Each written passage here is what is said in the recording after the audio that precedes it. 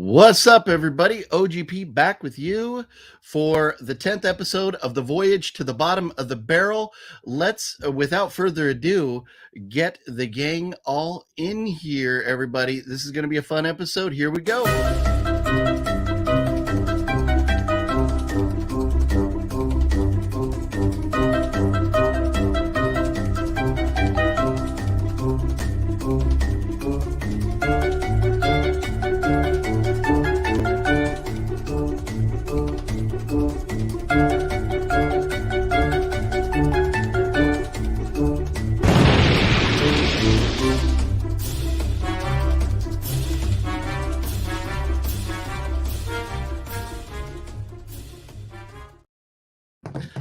What's up, everybody? I hope you're having a wonderful evening and a wonderful holiday season. This is the 10th episode of the Voyage to the Bottom of the Barrel. The gang is all here backstage right now. We're about to bring them in and talk about two movies that are probably not going to win any awards anytime soon, or probably did not when they did.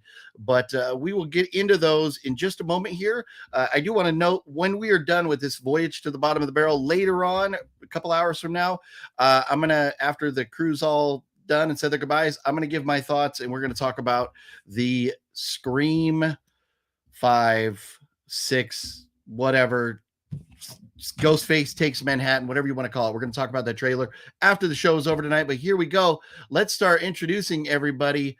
First, and definitely least, what up, Tony? I like that. What's going on, homeboy? Not much. Thanks for having me, as always. Yeah, oh, my pleasure. I'm glad we all get to do this. This is a lot of fun hanging out with everybody. Next, we shall bring in another favorite right here, Mr. What? Not Bulleit. Critics' Lives Matter, huh? Yeah. What's going on, man? Nothing, man. I just watched the movies. I watched both of them back to back right before the stream. So You did that to yourself. I know I kept saying, "Oh, I'll watch it later. I'll watch it later," and then it came to today, and I was like, "Shit, today's Wednesday." Yeah. Oh man. And so, yeah. Well, I can't wait to hear your thoughts. You look chipper and in a great mood. I know what these movies can do to us all. Yeah. So. Well, here we go. Let's bring in the lovely lady herself, Mel, My Killer Podcast. What up? Hello. How's it going? Hello, everyone. It is going very, very well. Thank you very much. And since we got a big old full panel today, let's get right to it. I'm going to bring in MC, Mr. Master Chaos. Hello. How's everybody doing? the ringleader here. I know Andy Kaufman was alive. Mel took my opening. What the fuck? That's what you get. I'm ready for this. I've got my sex ton with me. Nice. I can't wait. Nice. Very cool. Good Lord. If there's one thing you think about when you think religious thrillers, there's sexy times and a ton of them. Yeah. Just drinking because your name was in it. Oh, Yeah. Hey, well, you know what? We did have some members of the cast from Dawson's Creek, and so Not really. Sexy beasts there. Well, hey, one of them was in 12 episodes of Dawson's Creek. So, but here we go. And MC, I typically would have brought you in last, so I could either put you first or last to speak as our anointed ringleader here. I got a thing of ginger beer. Oh. And it's white, right? But there's like brown at the bottom. What the fuck is that? Why is there brown in there? You guys shake it. Yeah. Shake it? Yeah. Oh, Is it carbonated? Shake it with the tasty groove, man. It says spicy, warm, and sharp. Okay, sorry. Go on to the next one. Oh boy. No. So, but because this is my first time, I believe, meeting these two fellows, I thought I would bring you in, MC, so you could help introduce them as well while we're here. Let's bring in Midlife Media. What's going on, dude? Hey guys, thank you for inviting me to talk about some crappy movies. I really appreciate it. Crappy movies they are.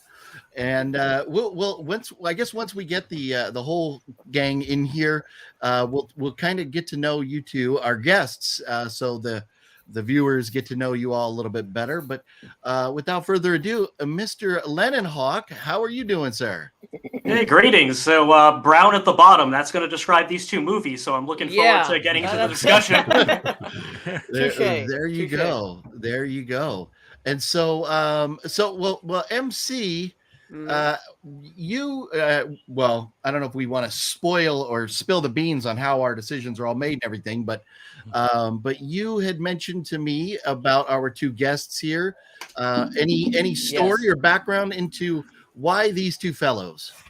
Well, because Cinestalker is a punk ass bitch, and he never he's never available to do things. I said, let me reach out to these two guys. These guys, they're YouTubers, they're great people, and they're always commenting. And just reached out to them, and they said yes. I mean, honestly, it's as easy as that. They said yes. Nice. You know, when we got Mel, I'm like, oh my god, we got a girl, fantastic. They said yes. I was very excited. So yes, so they're here. And Lennon Hawk has seen pretty much everything. We have a lot of discussions about recent cinema and things like that. So I'm curious his take on these films. Lennon Hawk, are you a filmmaker? I have a bachelor's degree in film studies, and I've done some producing, but I haven't directed or produced anything that has been made from my own hand. Good enough. I had a feeling you had some background there. But yes. I love watching these guys, and I'm happy to have them here. I think they'll fit right in. Very, very cool. Well, so Midlife Media, is there anything the viewers should know about you aside from anything already mentioned? Well, I like watching movies and stuff, but I love slashers. I started collecting movies in 2020 and kind of started with the social media space in 2021. I do most of my stuff on Instagram and TikTok. I do have a YouTube channel with a little bit of content. And then also about 6 months ago, I started a podcast with a couple buddies and my brother called Bloodfest Podcast, which I'm wearing the shirt. We talk about movies, both good and crappy. So that's been a lot of fun. You got Sarah Lind. How the hell did that happen? Dude, I don't know. I couldn't believe it. Like, I didn't think it was actually going to happen until she popped on the stream. Amazing. My buddy Nate, who's on the podcast, reached out to her and she said yes. And supposedly we're getting Larry Fassenden too in January. So awesome. We'll see. Nice. Cool. Nice. And maybe you'll get Master Chaos if you play your cards right. Oh yeah. Definitely gonna get you one. We'll see what happens. I'll be Play on your my best cards behavior. wrong. Play them wrong. Put that down all the way. Get out of here. And so Lennon Hawk, anything else that viewers should know about you before we dive in to the barrel here? Just Google that name, Lennon Hawk. You'll find all my stuff, and then you can stalk me to your heart's delight. Decent. That so you don't sound like you're from California, like MC and I. What part of the country do you hail from, if you don't mind saying? So we can stalk you better. I originally hail from New England, but I've made a concerted effort to not have a New England accent because I hated it there. But I now live in North Carolina. Right on. Okay. Well, I was gonna say it did sound very heavily New Englandish, so you got a little work to do on the accent there if you're trying to fully kill it. But hey, let's go Pats, baby. Let's go Pats. So anyways, well, welcome guys, welcome everybody to the show here. And what are we going to talk about first tonight, everybody? What are we doing? Criticized or Megiddo, the Omega Code 2? In my mind, there was one that was clearly more painful than the other. Do we go with that, or do we start with the easy one? What do you want to do? Dealer's I don't know choice. which one was more painful. Yeah. Oh, wow. Okay. What? Very interesting. Really? Very interesting. Yeah, Okay. like they're very close, but I don't really know Okay. which Well, one's then- worse for me. You know what? None. I think maybe we'll start with Megiddo, the Omega Code 2 then. How about that? So, and anyways, to everybody, to everybody watching, so our movies were Megiddo, the Omega Code 2, and I've got some notes about it. And then we also watched Criticized. And as if you're wondering about the background screen there, yes, this was a Dawson's Creek themed. I think somebody on the panel called it Dawson's Crack, or was that UMC that? I'm They not kinda sure if it dubbed was. I don't know if it was me or Blake, but I one of don't us. remember. Okay. So, but anyway, so the theme was that I picked movies that had actors that were at one point or another in Dawson's Creek, and the Megiddo, the Omega Code 2 had Chad Michael Murray, who played in this movie. He played the 16-year-old David Alexander, the little brother of the villain in Megiddo. And he For was all of 10 minutes. on If that. yeah. So it doesn't say that when you're looking on IMDb where they're billed. I was like, well, he's got to be in it for a good amount of time. He was billed pretty highly, but he played Charlie Todd on Dawson's Creek. So yes, the beloved character Charlie Todd. Who could forget Charlie Todd? Well, it's funny. I mentioned the other night on my live stream that I was impressed when we talked about Kerr Smith and Blake knew, or Bulleit, forgive me, knew right away. I'm looking at the Critics Lives Matter, and it threw me off there. So he was slightly versed in the Dawson's Creek cast and new names right off More the than bat. verse. He's got a big Dawson tattoo on his back, Oh my and it says God. Nice. #never forget. I'm like, that's a little much, but I love Katie Holmes. Well, that makes sense. Yeah. actually, You seem like you would. Crew Smith is good, but Chad Michael Murray actually left the show to do One Tree Hill. He was supposed to have a huge storyline in the next season, but he chose to be the lead in One Tree Hill. Wow. Mm. Wow. So see, I feel vindicated, even though he wasn't in this movie very long. He was quite a large part of Dawson's Creek. So I'll take the pat on the back. Don't worry about that, guys. But so Megiddo is a supernatural ride into a world teetering on the edge of the apocalypse. It follows the rise of a Machiavellian leader bent on amassing the armies of the world for the Battle of Armageddon, while the calamities of biblical proportions pummel the earth. Though both prequel and sequel to the Omega Code, Megiddo works also as a standalone story for anyone who missed its predecessor. For at its emotional core, what? Megiddo is the Cain and Abel story of two men enamored with the same woman, raised as brothers, who grew up to find themselves pitted against each other over the fate and souls of the entire world. Riveting. Oh my It was God, riveting. that was just as boring as the movie. Thank you Was very that- much. Was that written by Criterion or Yeah. Vinegar Syndrome? No, right. No, this is This what off the wall comedy. it's what I They're called pulled right classic. off of Coming of IMDb. age movie. So, yeah, that was verbatim from IMDb. I am a plagiarist right now. So, but anyways, I do want to say to everybody in the all the viewers leaving comments and everything, welcome to the show, everybody. Thank you very much for being here. If we're missing the comments, like I usually try and go hard and get all the comments addressed, but if I miss you tonight, I apologize. There's so much going on with this size panel, so forgive me and or us in advance if we miss you there. And so with that being said, I took notes on the other movie. This movie was tough, and I mentioned to you all, get a large pot of coffee before you start this movie, because it was long and painful. And I don't know. Right off the bat, I knew we were in trouble. We saw the kids and they're younger, and then we see them a little bit older, but the dad didn't age. Then we see him even older and the dad hasn't aged again.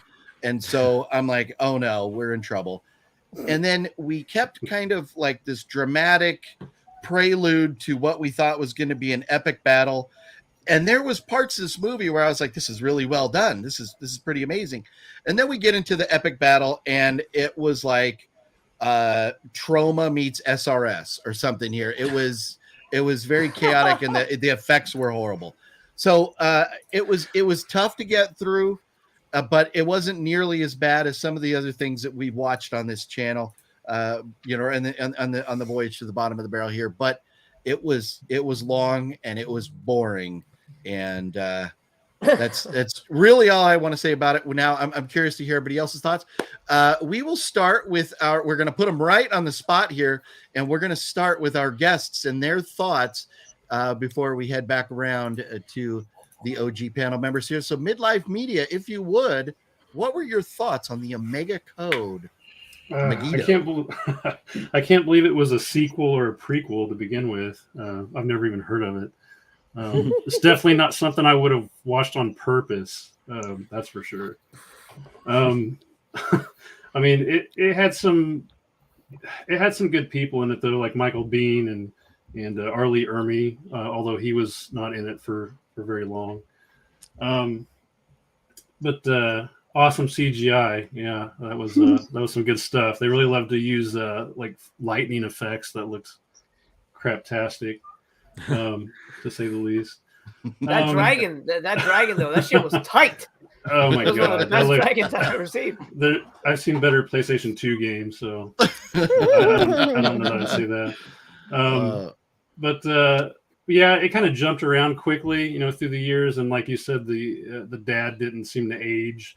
The kids didn't. I don't think the brothers seemed to age correctly either.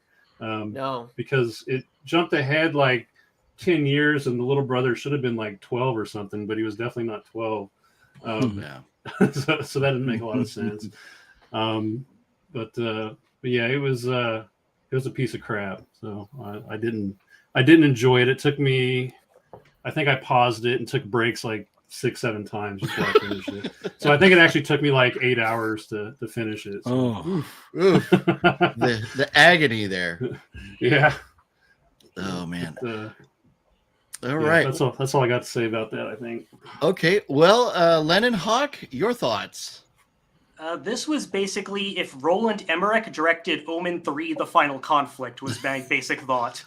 I've watched a lot of bad evangelical Christian cinema, and what's kind of different is right now that genre is mostly about persecution complexes or a backlash against liberal politics, whereas this movie in the late 90s, early 2000s, it was way more about the millennium and the apocalypse, and this movie is sort of aimed at a non-religious audience to try to convert them with all of the political intrigue and all that stuff.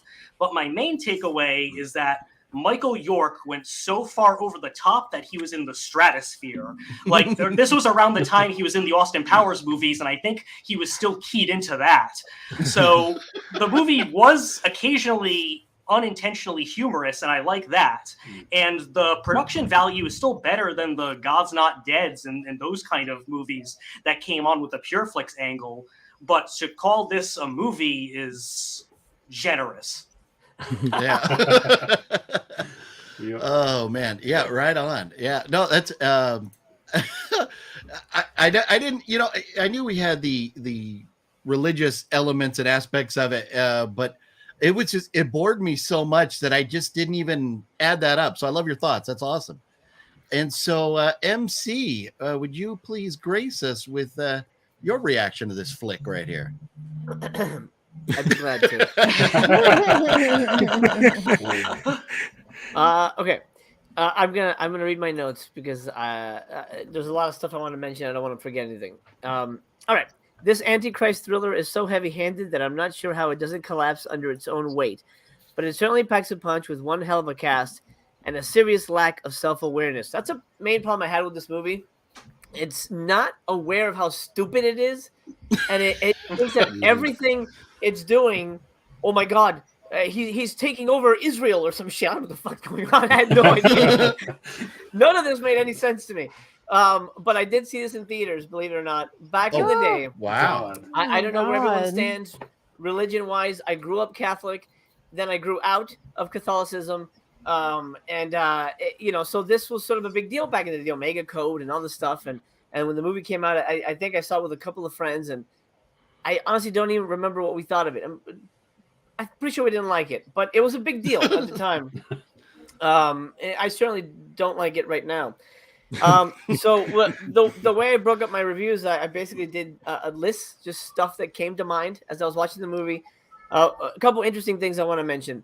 This movie was directed by Brian Trenchard Smith.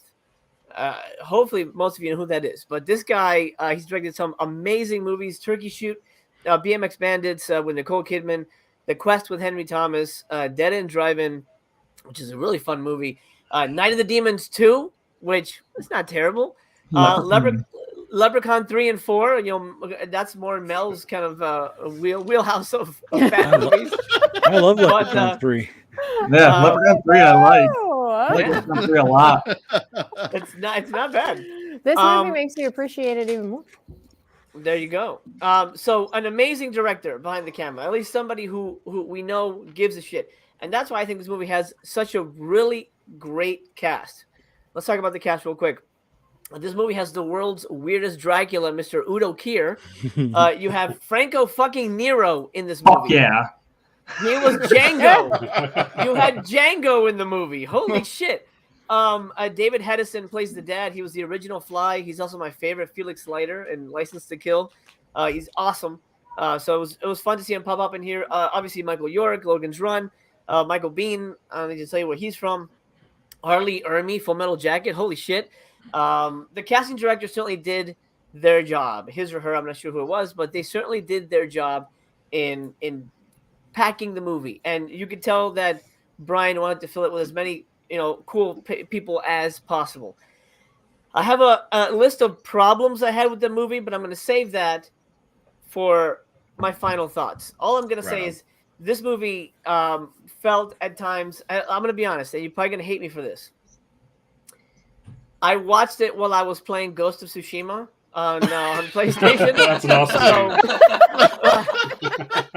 So I'm like, I'm liberating Japan while watching this movie, and I look at the screen. Oh, talking about global politics. Okay, cool. I'm gonna go kill some samurais, the Mongol warriors, and then there's a giant war scene. It looks like they ripped it off of Rambo 3. Okay, back to the thing.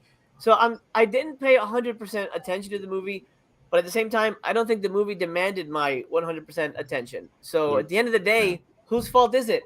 I say it's OGP's. Moving on.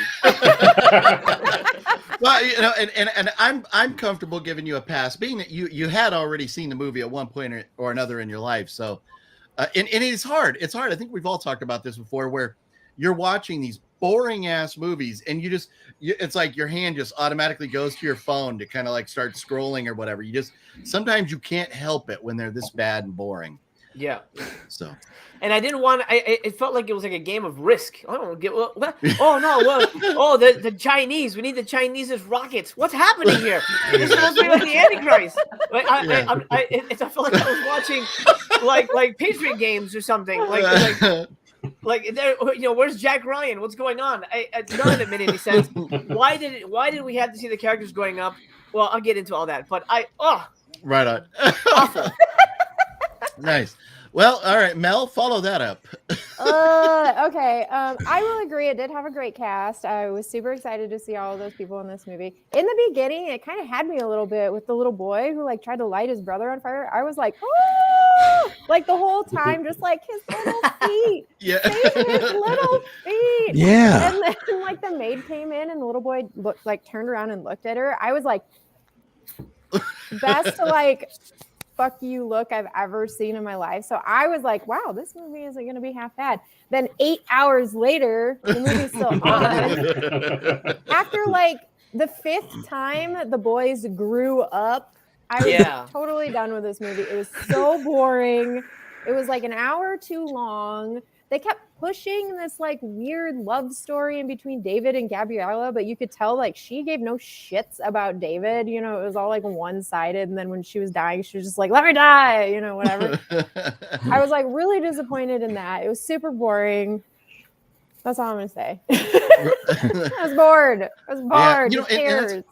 I forgot. You're right. The very beginning, that intro, where, we see the one brother, lighting the, trying to kill his younger brother, that was pretty intense. You're right. The first few minutes of this was whoa, it really kind of pulled you in.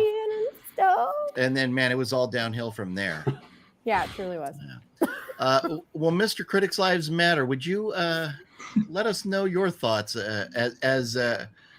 are you dubbing yourself a critic at this point, or are you just looking out for some critic who has done wrong?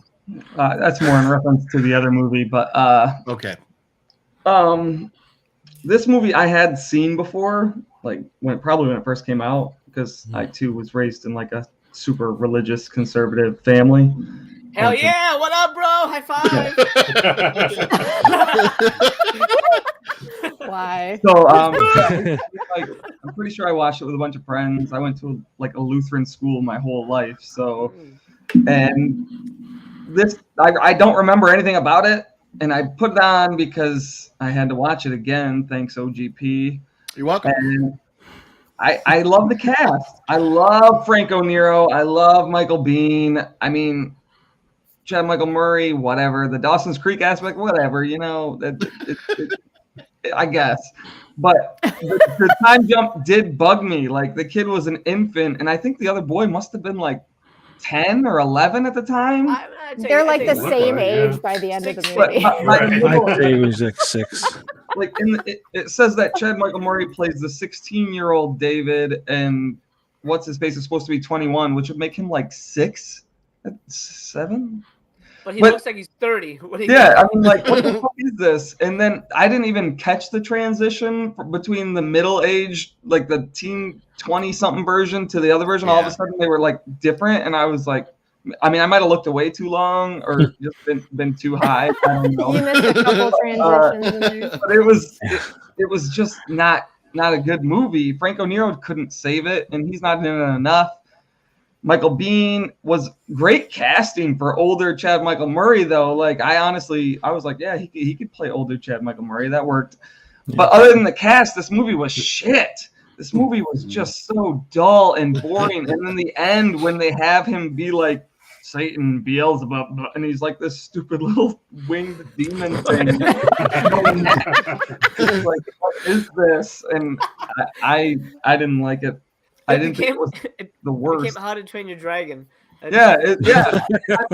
I mean, and the special effects are so bad, and I get that it's from like 2000 or whatever, but damn, it's bad. I didn't see the other one, so I don't know if it pertains before or after the first Omega Code, or if they even are related at all. I don't know, because lots of times they'll just slap the sequel title on there just to get people to pay to watch it. Mm-hmm. Yeah. It was painful. I agree. At least you saw. I'm actually pretty happy because I was after starting. I watched Criticized first, and after starting that, I was like, oh shit, I let you guys off way too easy. And then we got into this one, and I'm feeling a little bit better. At least I made you all suffer a little bit. So you're welcome. You are very welcome. Tony, thank you. Your thoughts? Well, like everybody, the movie had me at first, and then I'll tell you what: if something happened to that baby, I wouldn't have watched the rest of it. I was like, I was actually going like this, like I don't cover my eyes, but I'm like, please don't, please don't hurt the baby. And then luckily the maid came in, but then that little fucking kid, what an evil, played the perfect part, but man, I think the worst thing was when he talked and the devil at the same time. It was like his voice is like this, it was like really bad. It was just like that. That was perfect. Thank you. But yeah, I mean, like I'm all about end of the world type of movies and stuff. So like it was interesting how to me, how the United States was changing, how the world was zones and stuff. I was like, okay. And then when they threw in the whole God thing, it totally lost me. Like I could stand movies with the devil, the devil's advocate, stuff like that. But when it's making me like, oh, I don't want to get into the whole religious thing, but I'm atheist, and when they brought that in, I was like, oh, that just ruined the movie. If it could just have been humans, that's what ruined the movie. Okay. Did y'all see the Air Force One scene? Well, I mean, yeah, for me, it's from Air Force One with Harrison Ford. The same. Hey, at least I don't is know. it really? Yeah, they cut the scene really? The plane. It's a literally cut from Air Force One. Nice. Oh jeez. Oh, that's amazing. But I was anyway, thinking, I was yeah. like, that shot is way too good of Air Force One flying around. That's like way too good for this movie. It was exactly from the movie. Like I even looked it up to double check because I was like, I'm pretty sure that's from Air Force One, and yeah, you can look it up and it shows up. So Wow. That's crazy. Wow. Tony, you're not gonna buy it on 4K. No, no, I'm not going to watch the original if there is one or anything. It's just, the cast was fine, but like you said, every time they like kept growing up, it was like 10 years later, then 10 years later, then 10 years later, and it's like, I don't know, it just was bad. Yeah. It was a bad movie. You're welcome. But was it the worst? I don't know. no. Neither of these movies come even close to the worst. Yeah, no, I know. I know. Yeah, no. 5 minutes into Criticized, I was like, well, I lost. So, well, this one's gonna be hard to rate because it was bad, but man, we've seen way worse. So like, yeah, and that's what I think with the barrel rating, in my opinion, if we're barrels based on the criteria of the movies we're picking, to me, this is like a 2.5, and that's I'll start. They did good with the casting, they failed with the execution. I think they were onto something, but they just failed. It was way too long. They should have shortened it up, and they didn't need, like at the end, we didn't need the PlayStation 2 devil dragon guy. Like you could have done without some of those effects. Just call up one of your local effects artists, stick some horns on his head, and call it a day. Forget the whole bad graphics. But I actually thought it was cool when the hands came out of the top of the head. That didn't look bad, but then when it came, like his body just exploded, and then all of a sudden he was like straight out of a PlayStation 2 game. Yeah. I love how obvious they were about it too. He was like, I was never your brother. I was always Satan or whatever. It's like, duh. Like, what the hell? Don't leave anything to our imagination. Spoilers. Yeah. Spoilers. Like, oh man, you tricked me. We're stealing them. Oh man. So we'll go backwards here. So we'll let our special guests see how we rate it before they can make their decision. So Tony, your barrel rating, please, sir. I'd say a 1, just because of the cast. Other than that, it's yeah. I was gonna say like half a star or half a barrel, but like, I think just 1. I think that's low enough for it. And with regards to my rating in that sense, if I was just rating this like on Letterboxd, my rating will go down to 1 star. I'm not going to give this 2.5 on Letterboxd, but in everything in context of the Voyage to the Bottom of the Barrel and the movies that we watch and what we grade, this to me, it's so much better than like some of the shit that you subjected us to last time, Tony. So it's not good by any means, but just it's better than what we had to deal with last time. So that's why I'm saying 2.5. Let me suggest when it comes to ratings, we shouldn't rate it versus other movies on Barrel, because then it'll throw things off. Because by that rating system, this is a 5-star movie. I mean, that's a good point. Compared to Death Toilet, this is a 5-star movie. It had millions of dollars in their budget, huge cast, big explosions, big action sequences. There's no way this is 2 compared to Death Toilet. So I think I'm personally just rating it as a movie itself. Okay. But do however you want to do it. But I feel don't rate it versus like Bad Magic or Korean from Seoul, because it throws off the rating a bit. I mean, Korean from Seoul compared to this was a good 4.5, 5 star right there. I haven't For you. I might compare them, but like I don't judge my vote on it. Like I don't give it like 1 because Begotten was so fucking horrible. I love how we each have our movie that just scarred us for life, marked us as humans. I blank. There's so many of these movies that we've watched I can't even remember anymore. My mind blocks them out. They were that painful. I just remember the really bad ones, and then I can't. move on. Yeah, I wish. No, I don't wish. I'm glad. Maybe. Thank you, brain, for making me forget this crap. But but no, you know what? And that's fair enough. And that's I like your thoughts there, MC. And so with that, I'll take it down a notch, and I'll give it a solid 2, based on the cast and some of the other elements, the production value and stuff. At times, it had production value. It's hard to say. It's hard to even say that. But so I give it a 2. Tony at a 1, and Mr. Bulleit.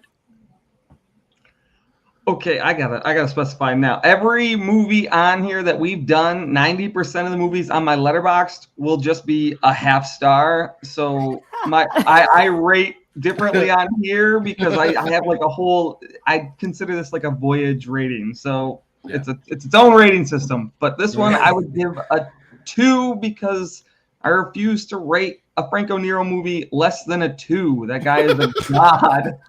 So 2. Oh my god! Right on. Okay, Mel. I'm gonna give it a 1. It's garbage, but it's not the worst movie we've seen. I rate them all just like regular movies, so I can't give this a 2 because it wasn't that good. Wow. Right on. Okay. I honestly, I kind of expected more out of you, Mel. I can deal with Wow. like cheesy and ridiculous, and I can deal with bad graphics, and I can, I can deal with that stuff. I like a lot of bad stuff, but this was boring. Yeah. Yeah. She would 1,000 times rather watch Zombie Cop than this. Yes, probably. I didn't feel like it went 8 hours. I think I'm the only one that like it felt like 3. Yeah, it was long and boring, but I just and I kid, of course, with expecting more, but Mel, but no, I thought if I had to guess, I was going to say that you would have given at least a 2, but surprise, but I will take your lower score to make me feel a little bit better when this is done. Give me a little redemption. OGP. Yes, Take thank the you very win. And so, MC, would you like to go, or do you want to defer? I'll let you defer until the other boys are done. You know what? You want. I'll let the new folks chime in first. Okay. So, Lennon Hawk, your thoughts? Well, I got a lot of unintentional laughs from this between Michael York, between the FBI and the Secret Service having a shootout, between the movie ending with a literal Deus Ex Machina with the Jesus sky beam that I guess started the Marvel Universe. Yes. So I'm going to give it 2 barrels because I did get a little bit of unintentional joy from it. Nice. Okay. And Midlife Media, would you? I agreed with Lennon on the laughs. I laughed quite a bit throughout the movie, so I would say just for that, I'd give it a 2. Also, just because of the cast, and every time Udo Kier's character, the Guardian, came on the screen, I got a big laugh out of him. So, and the lightning effects too. Can't forget those. So yeah, solid 2. Right on. And that's and I just. This is one. There's been a lot of bad movies that we've watched where I've laughed at quite a bit. Maybe I just was bored too much with this one, but I didn't get any laughs out of it. I just. Lennon Hawk nailed it. The shootout scene, I was cracking up with the music they played. Granted, I was stoned, but the music they played, and then the running, and then the FBI, and it was hilarious. That was the best part of the movie for me. I was dying. My eyes were watering. Yeah.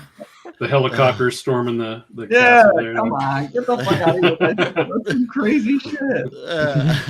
So MC, your breakdown, your analysis, please, good sir. The movie flew for me. I raided a couple of Marvel I wonder camps. why. I liberated some tents, and I was pretty great. Okay, so here's some questions I had while I was watching the film. Why is the script so bad? I love when you form your opinions into questions. Always that's the highlight of the show for me. I'm not gonna break this down for the fucking plot. I don't know what's going on. The dialogue is so on the nose and corny that I can't believe no one demanded a rewrite to at least attempt to make it sound like humans were speaking. Why did we need to see the Antichrist in military school? Complete fucking waste of time. Cut it out. What are you doing? Who cares? Who cares what he looked like when he was 20? I don't give a shit. Sorry, you can't use Chad Michael Murray. Sorry, OGP. Cut it out.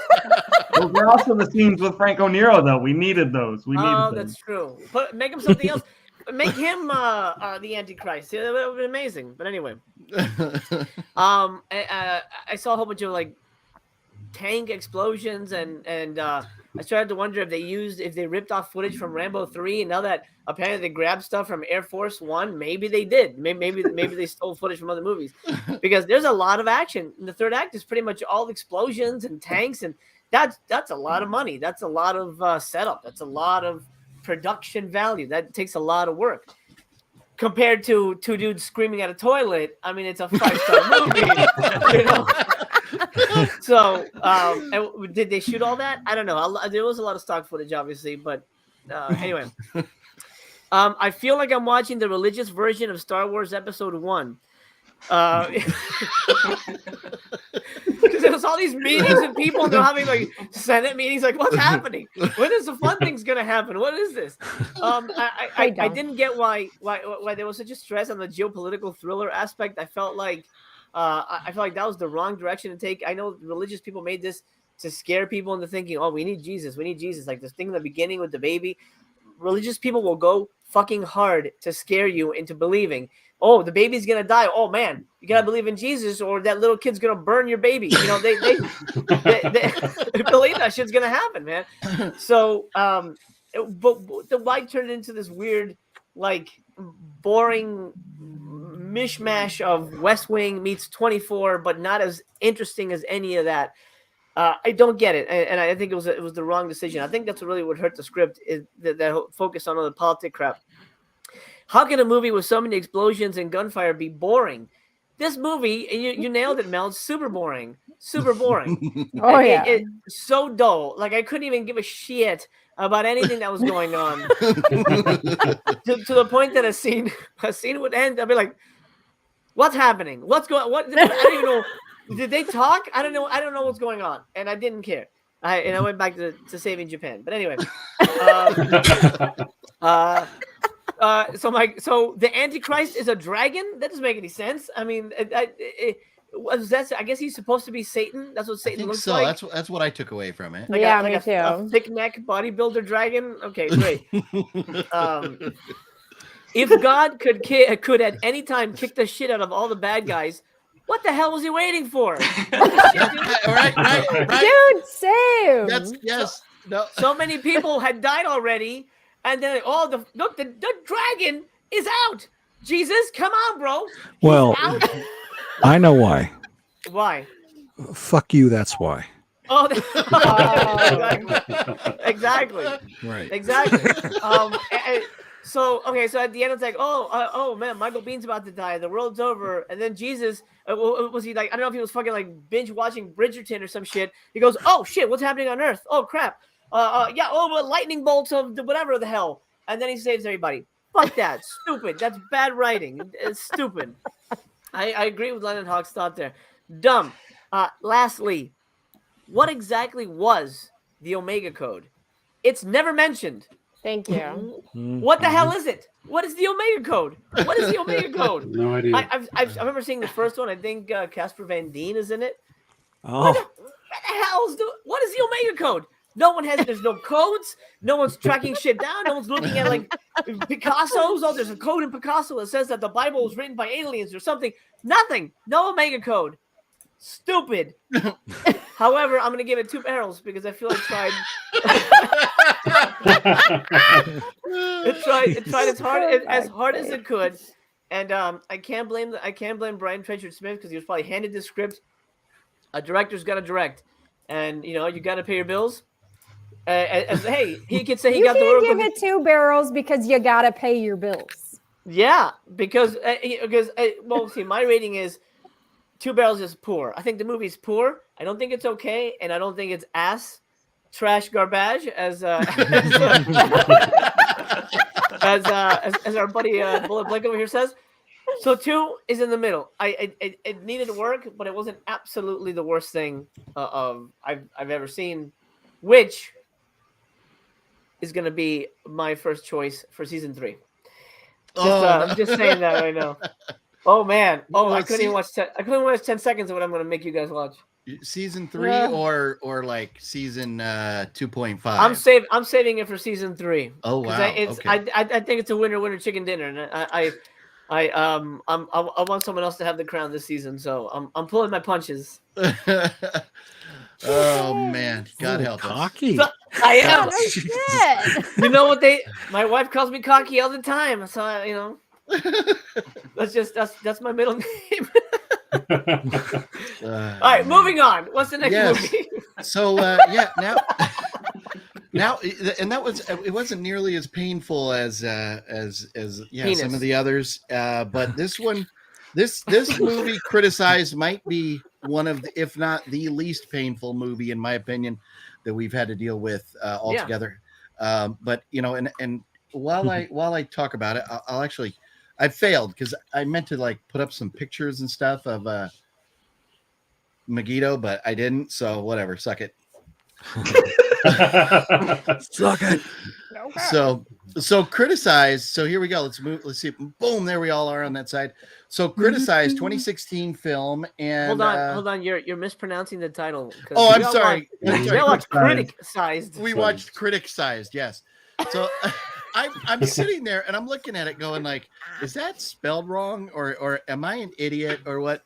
And so before I even like mention it about like, did they spell it wrong? I had to go like Google it just to make sure I wasn't like a complete buffoon. And no, it's spelled wrong. Is it not? It's spelled that way on purpose. I think it's what they're going with, you know, because the critic and everything in the movie. But what does a critic do? They criticize things. So would it not, like, if a correct spelling not be appropriate as well? I did some research on this. Apparently the original script was about a tiny critic, and then they said that's stupid. So let's rip off 7 instead. So critic versus doll man.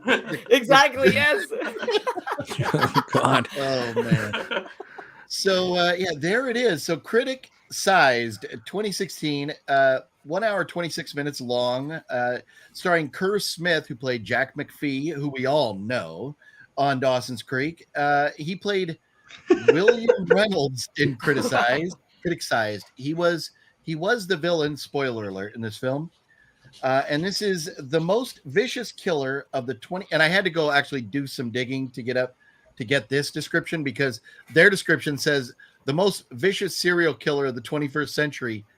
And he's just getting warmed up. He's either just getting warmed up or he's getting completely ripped off of the Saw franchise, one or the other. But so the other description I saw, the most vicious serial killer of the 21st century, manipulates LAPD detectives Jack Donaldson and Steve Labia, we'll just go with, as they become part of his twisted plan. Steve Sabia? Like, what kind of name is that? Oh, they said labia. Okay, no, he did say labia.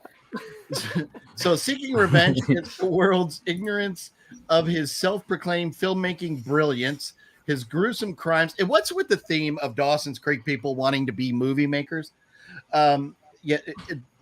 Spoiler alert, I watched Dawson's Creek a little bit, so I kind of know they were trying to make a movie. So the whole plot of the show. He wanted to be a filmmaker. Seeking revenge against the world's ignorance of his self-proclaimed filmmaking brilliance, his gruesome crimes are broadcast live on the internet, creating mass hysteria and fear around the country and giving him worldwide recognition. As each new video is captured, the countdown begins. Can Donaldson and Labia stop the psychopath's reign of terror, or will the world watch as he continues to torture his victims and stay just one step ahead of the authorities? And I would like to air quote authorities, because these clowns that were supposedly trying to go after this killer guy, we had all of LAPD, but they were like North LAPD or something. Or I don't know why they couldn't just be LAPD, but they gave themselves a funny little name. And it was like, well, there's like 3 of us in the office. So we got to tackle this killer because that's the way LAPD would do it. They would send their best 3 people on it. And then when the FBI has to get involved, they're just sending 2 dudes. So the whole thing, I understand, probably budget issues, although I felt like it had a decent budget. And it was kind of cool at the beginning. I noticed it was definitely filmed in the building that the original Saw film was filmed in. You could tell inside a lot of the police headquarters area, the door in the background and everything, and being there firsthand in person to see this, I recognized it right away. But then I was even more confirmed when they were outside. They're supposed to be chasing the villain, and they're like running right down the street in front of the building, which the cop shop was right in front of, which, you know, it's movie magic. So you're not supposed to put those together. And if you were never there, you would probably never know that. But that was kind of cool for me that they filmed it there. And I am a big fan. I love the Saw franchise. And so there were some elements of things that were very Saw-like in this movie. So I kind of liked it. It was a little easier. I like that element of it. Even though it's a blatant ripoff, but so many movies are ripoff of others, so I can let that go. But this is, and before I get into like my hardcore notes, I'll let everybody else talk. But everything about it was going kind of good up until, I mean, like, it wasn't the greatest movie, but up until our killer, Mr. Kerr Smith, walks in with the cheesiest, stupidest mustache and wig and sits down next to the cop. Right. And I thought the cop was going to rip the mustache and beard off and go, ha ha, you're the killer. And then I thought we were going to do something like Saw, where these punishments were still going on elsewhere, which would have made a lot of sense if we were going toward a sequel, which obviously they did later on. But we didn't. We let him walk out looking like Edward Furlong. Yeah, the dumbest like disguise ever. So at that point I was like, okay, it lost like a couple barrels right there from that scene. But there was a lot of problems with it. But as far as movies that we watched in the Voyage to the Bottom of the Barrel, this was definitely one of the easiest to get through for me. And being only an hour and 26 minutes, it wasn't too long either. But with that being said, we are going to go backwards this time. So Midlife Media, you are... Oh, no. We went Midlife Media first. So Tony of the Dead, sorry, forgive me. Right. Mr. Tony of the Dead, would you let us know your thoughts? Well, first off, I didn't even realize that it was critic-sized until you pointed that out. I would have never noticed it. Tiny critic. Yeah, tiny critic, little man. Searching for magical beans to make him grow. Yeah, it's the sequel after the Matt Damon one, right, where he's super small or something. Oh yeah. And I don't know. Why do you have that? Why it's a little Hooper. Oh, okay. Matt Hooper. Oh, nice. This kind of looks like you. Toys laying around. A little bit, yeah. I just have little toys all over the place. I've got one. I had to special order it, but I've got one. I don't have it here, but I've got one of Detective Labia. But I'll bring it out next time. Nice. And Mel, I want to see that one. Something you need to understand with the level of nerd that you're dealing with here. We all have lots of toys laying around. Well, at least I believe I speak for myself, Master Chaos, and Tony. Beyond that, I feel like Bulleit has some toys laying around. That's right. And I'm seeing Lennon Mark, based on his background, I'm guessing there's some toys laying around. I mean, I was well aware of the level of nerd I was dealing with here, but he literally just like picked that thing up from like from here, and I'm like, you got that shit awfully close to you. Yeah, they're all looking at me. They love me. I've got some stuff like that too within arm's reach. Oh, nice. That is from Dead by Daylight. The Trapper. Oh, nice. Yeah, awesome. My favorite game. Hey, that thing's badass. Me too. Master Chaos is over here with his. What the hell? You don't like Richard Dreyfuss toys? That's badass. He's a scientist, okay? He loves sharks. Oh, good. The rest of this show is being hosted by Will Ferrell. Oh God. So elegant. Oh my God. Is So, everybody just going to show their That's toys? it. That's what we're doing now. It's a toy collection video here. That's what we voyage to the bottom of our toy collection. Is Labia Smiley- fighting the Smiley's my dick demon? Right. Yeah. Dick Demon loses. Spoiler Damn alert. it. So sorry, Tony. We interrupted you there. Go right ahead, sir. That's fine. It's all right, Will. I was gonna say I don't remember names of people, but like the guy who was the main detective. Labia. Detective Labia. Labia. I liked him in Dead Like Me. Like he played the part in there. He was like this, like kind of like druggy, kind of like Wait, Callum which one is Blue Labia? is in Can we Dead talk Like about Me, that for a yeah. second? yeah, he was kind of like he was like the main cop, the one on the think- cover. Oh, the boring guy? The guy Are with you the Yeah, talking jacket? about the Yeah, but main guy? in His Dead name's Like Jack, Me, he right? played this a stoner kind of like criminal kind of guy, but he was Oh, also a okay. reaper. And he Mhm. was like really good. So when I saw that he was in it, I was like, "Oh, cool! I haven't seen him since the show. I think he was in Weeds. No, that's somebody else that was in Weeds. But like, then I haven't seen him since Dead Like Me, and he was just fucking bad. First off, he's British. I don't know if you noticed that come out a bunch of times that he can't do American accent. The casting, like I don't know, I didn't think the casting was super bad, but the way they did their lines, it was just like really, I don't even know, it was bad, and I don't entirely blame that on them. I think this movie is edited terribly.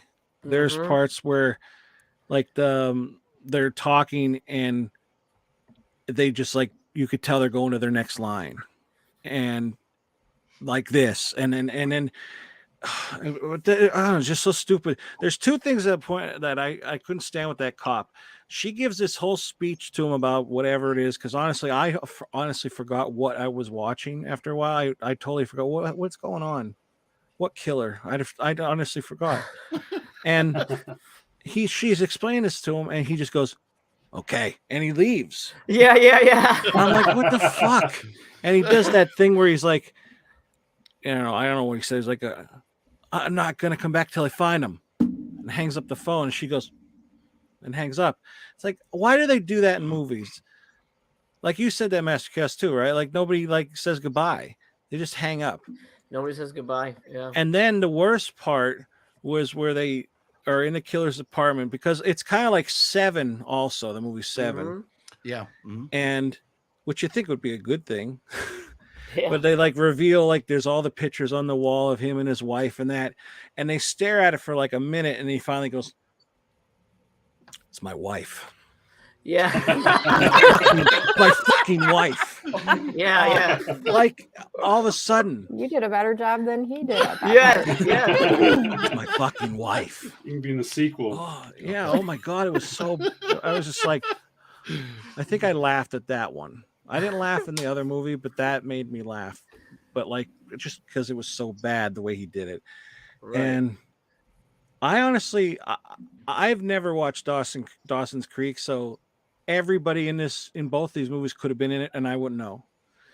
But the killer, I had no idea he was in Dawson's Creek, and I'm just like, is he Leonardo DiCaprio's brother or something? Because he kind of looks like him, and he even sounds like him a little. And I had to look it up, and I was wrong, but holy shit, that I think he was like related to Leonardo DiCaprio. But I'm sure he's happy about that. If you heard that. you're welcome. I think he was the best part of the movie, the killer, to be honest. Mm. The wig, did Best you actor by notice far. too? Did you notice too when he showed him his license, it was that wig and the mustache that he was wearing? Yeah. Yeah. He actually took the time out Yeah. to get this that guy's done so he could wear that disguise to a police station. spent all day on it. Does this look stupid? I put so much work into it. I might as well. Right. I don't know. Yeah, it was bad though.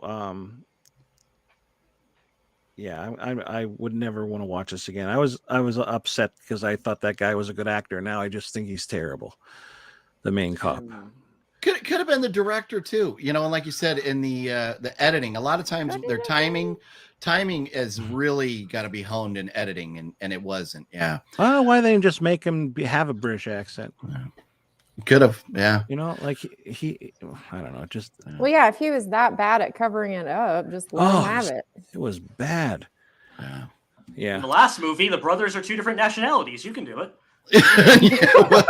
Whatever. You can do whatever Yeah. you want. You can do it. So enlighten us with the relation to your now newly dubbed name, Mr. Bulleit, if you would. Wow. You know, this movie, oh man, let's see. The casting I thought was awful all around. I thought the cast was shit, bad casting jobs. I didn't like the lead at all. It felt like Kerr Smith took this role just to get it's years later, but it seems like he's trying to get rid of that like gay character he played on Dawson's Creek. So it just felt like he was trying to be like this killer, like edgy or whatever, and he was going too hard at it, I think. I mean, like you got at least he's a main character in Dawson's Creek, so you got that OGP. But He was. I mean, he was like in it all the way through. Right? Yeah, he's like a favorite. He actually got cast on it to create like a love triangle between the three main characters, but then Kevin Williamson called him for coffee one day and said, "We're gonna make you play the gay guy." So he didn't get hired to play a gay guy. But side note, whatever. Yeah. Otherwise, it was so generic. Like the whole movie just felt generic and whatever. Like it's just another serial killer movie that has nothing original about it whatsoever. You could see the camera guy in the mirror when he's holding it up to the guy in the Oh, I missed that. Yeah, I didn't see that too. Oh, that's awesome. Weird, but I just didn't care about any of the characters. Like I think it was one of the better movies. It's probably the best movie of this season, easily, like quality wise. And I mean, I don't even know if it had the biggest budget because I feel like Megiddo had probably a bigger budget than this one and whatever, but I just didn't care. And I really hated all the casting choices for it. Like, I mean, maybe not the captain, like the guy, like he's in Leprechaun 2, I think. The captain. The black guy, yeah. He looks familiar. I think he's in Leprechaun 2. Because I was trying to think of what he was from the whole time, and I was going to look it up. Wasn't that Shaft? No. I thought you were doing what's his name Terminator is 2. He's Willie Miles C. Dyson. Carpenter, and he was in Hard Target. He's the homeless friend in Hard Target. Yeah. I was trying to remember what I remembered him from the whole movie, and I was going to look it up, but then I was just so enthralled in its story and wasn't scrolling on this movie. But it was just it sucked. It sucked. Yeah, but I think in my defense, for me, I felt like this was it was easier to get through. Nothing was original, everything, but it was so much easier to get through than Megiddo. There was better pacing, I think. You know? I think movies that are about like people in movies is just more interesting. I don't know. It's just, but it just, I mean, they referenced Saw, and then 5 seconds later, she changed her favorite movie from Saw to Twilight. That was a little weird. Oh yeah. Yeah. But whatever. All right. Well, Mel, thoughts, please.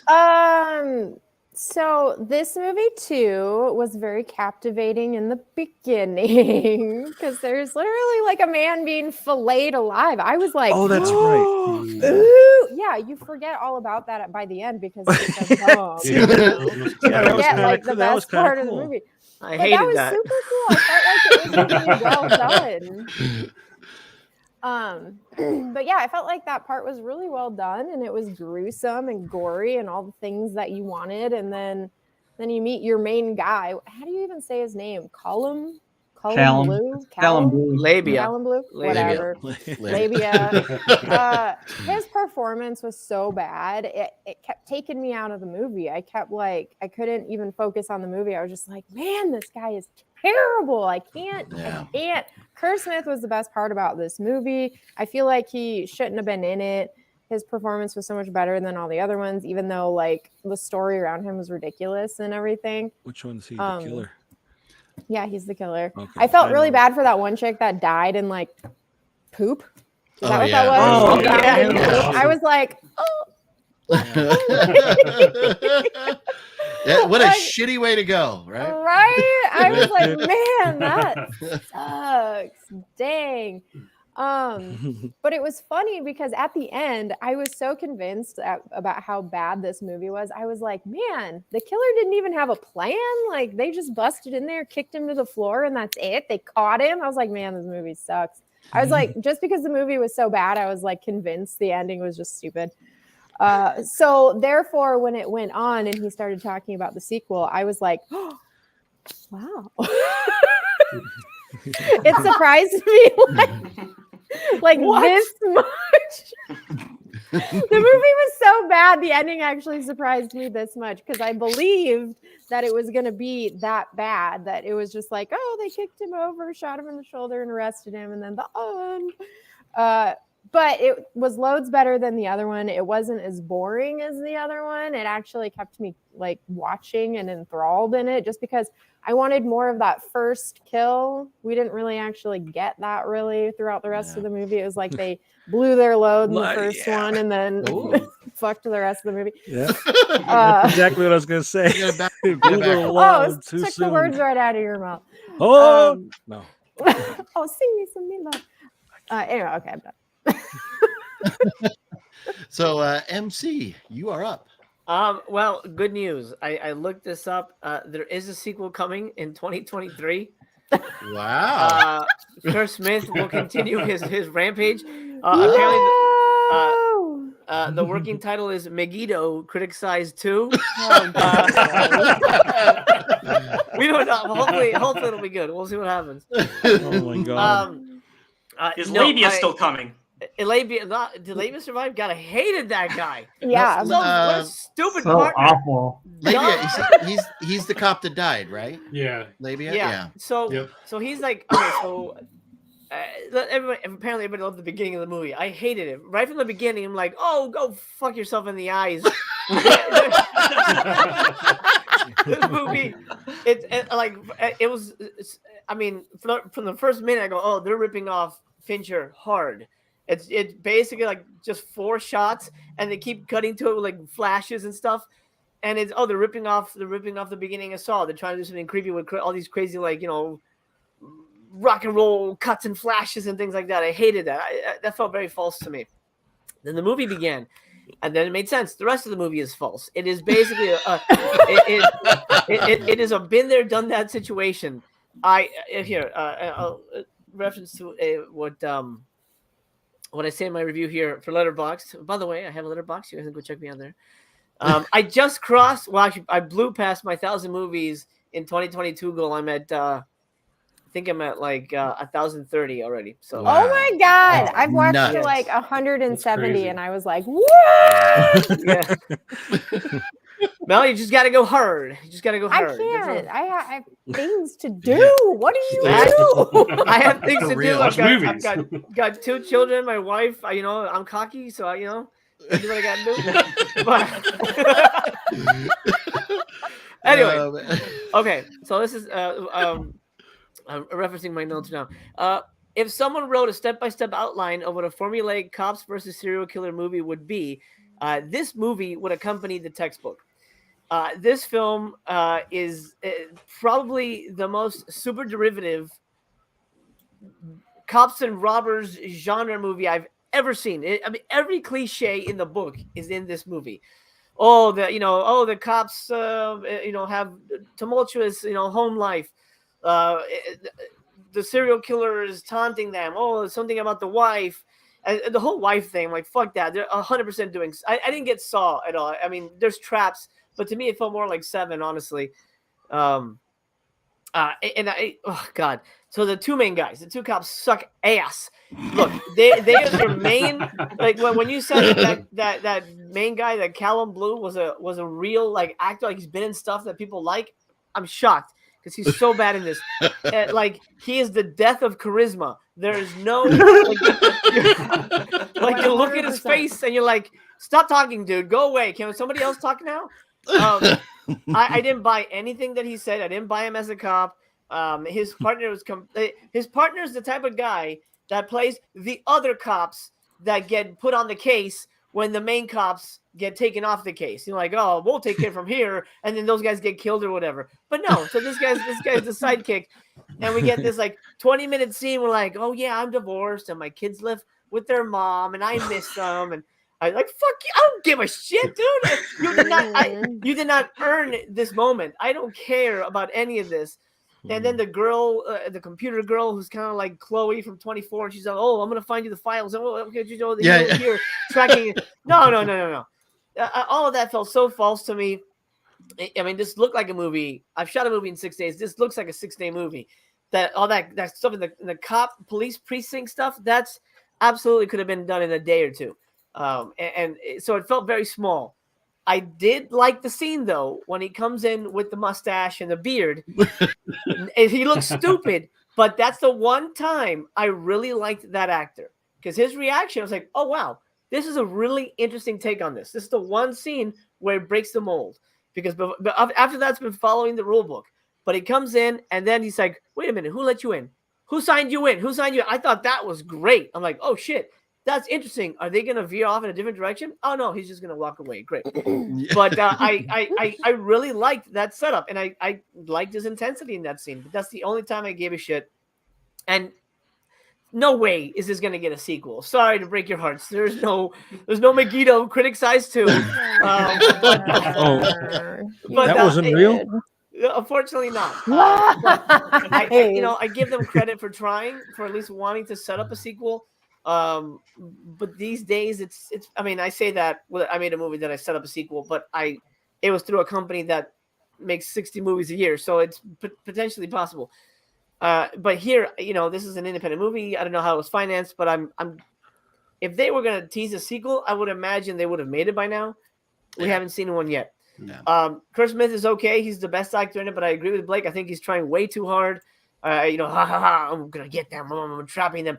They didn't like my movie. Fuck you! They didn't like your movie. What a pussy! Who gives a shit? Don't listen to critics. I say that as a critic and as a filmmaker. I don't watch reviews. You know what though? I know filmmakers who act like that though. They maybe don't go as far as murdering people, but right. There are some out there, indie filmmakers, that get seriously butthurt. Well, Carousel 2. Yeah, I was gonna say. I hope we don't get targeted by a certain a certain filmmaker. Yeah. But if you're watching, no hard feelings. It was just a review of the art. That's hopefully he doesn't see this movie. That's it. Now Blake is gonna die in a vat of shit. I liked Carousel too, so don't kill me.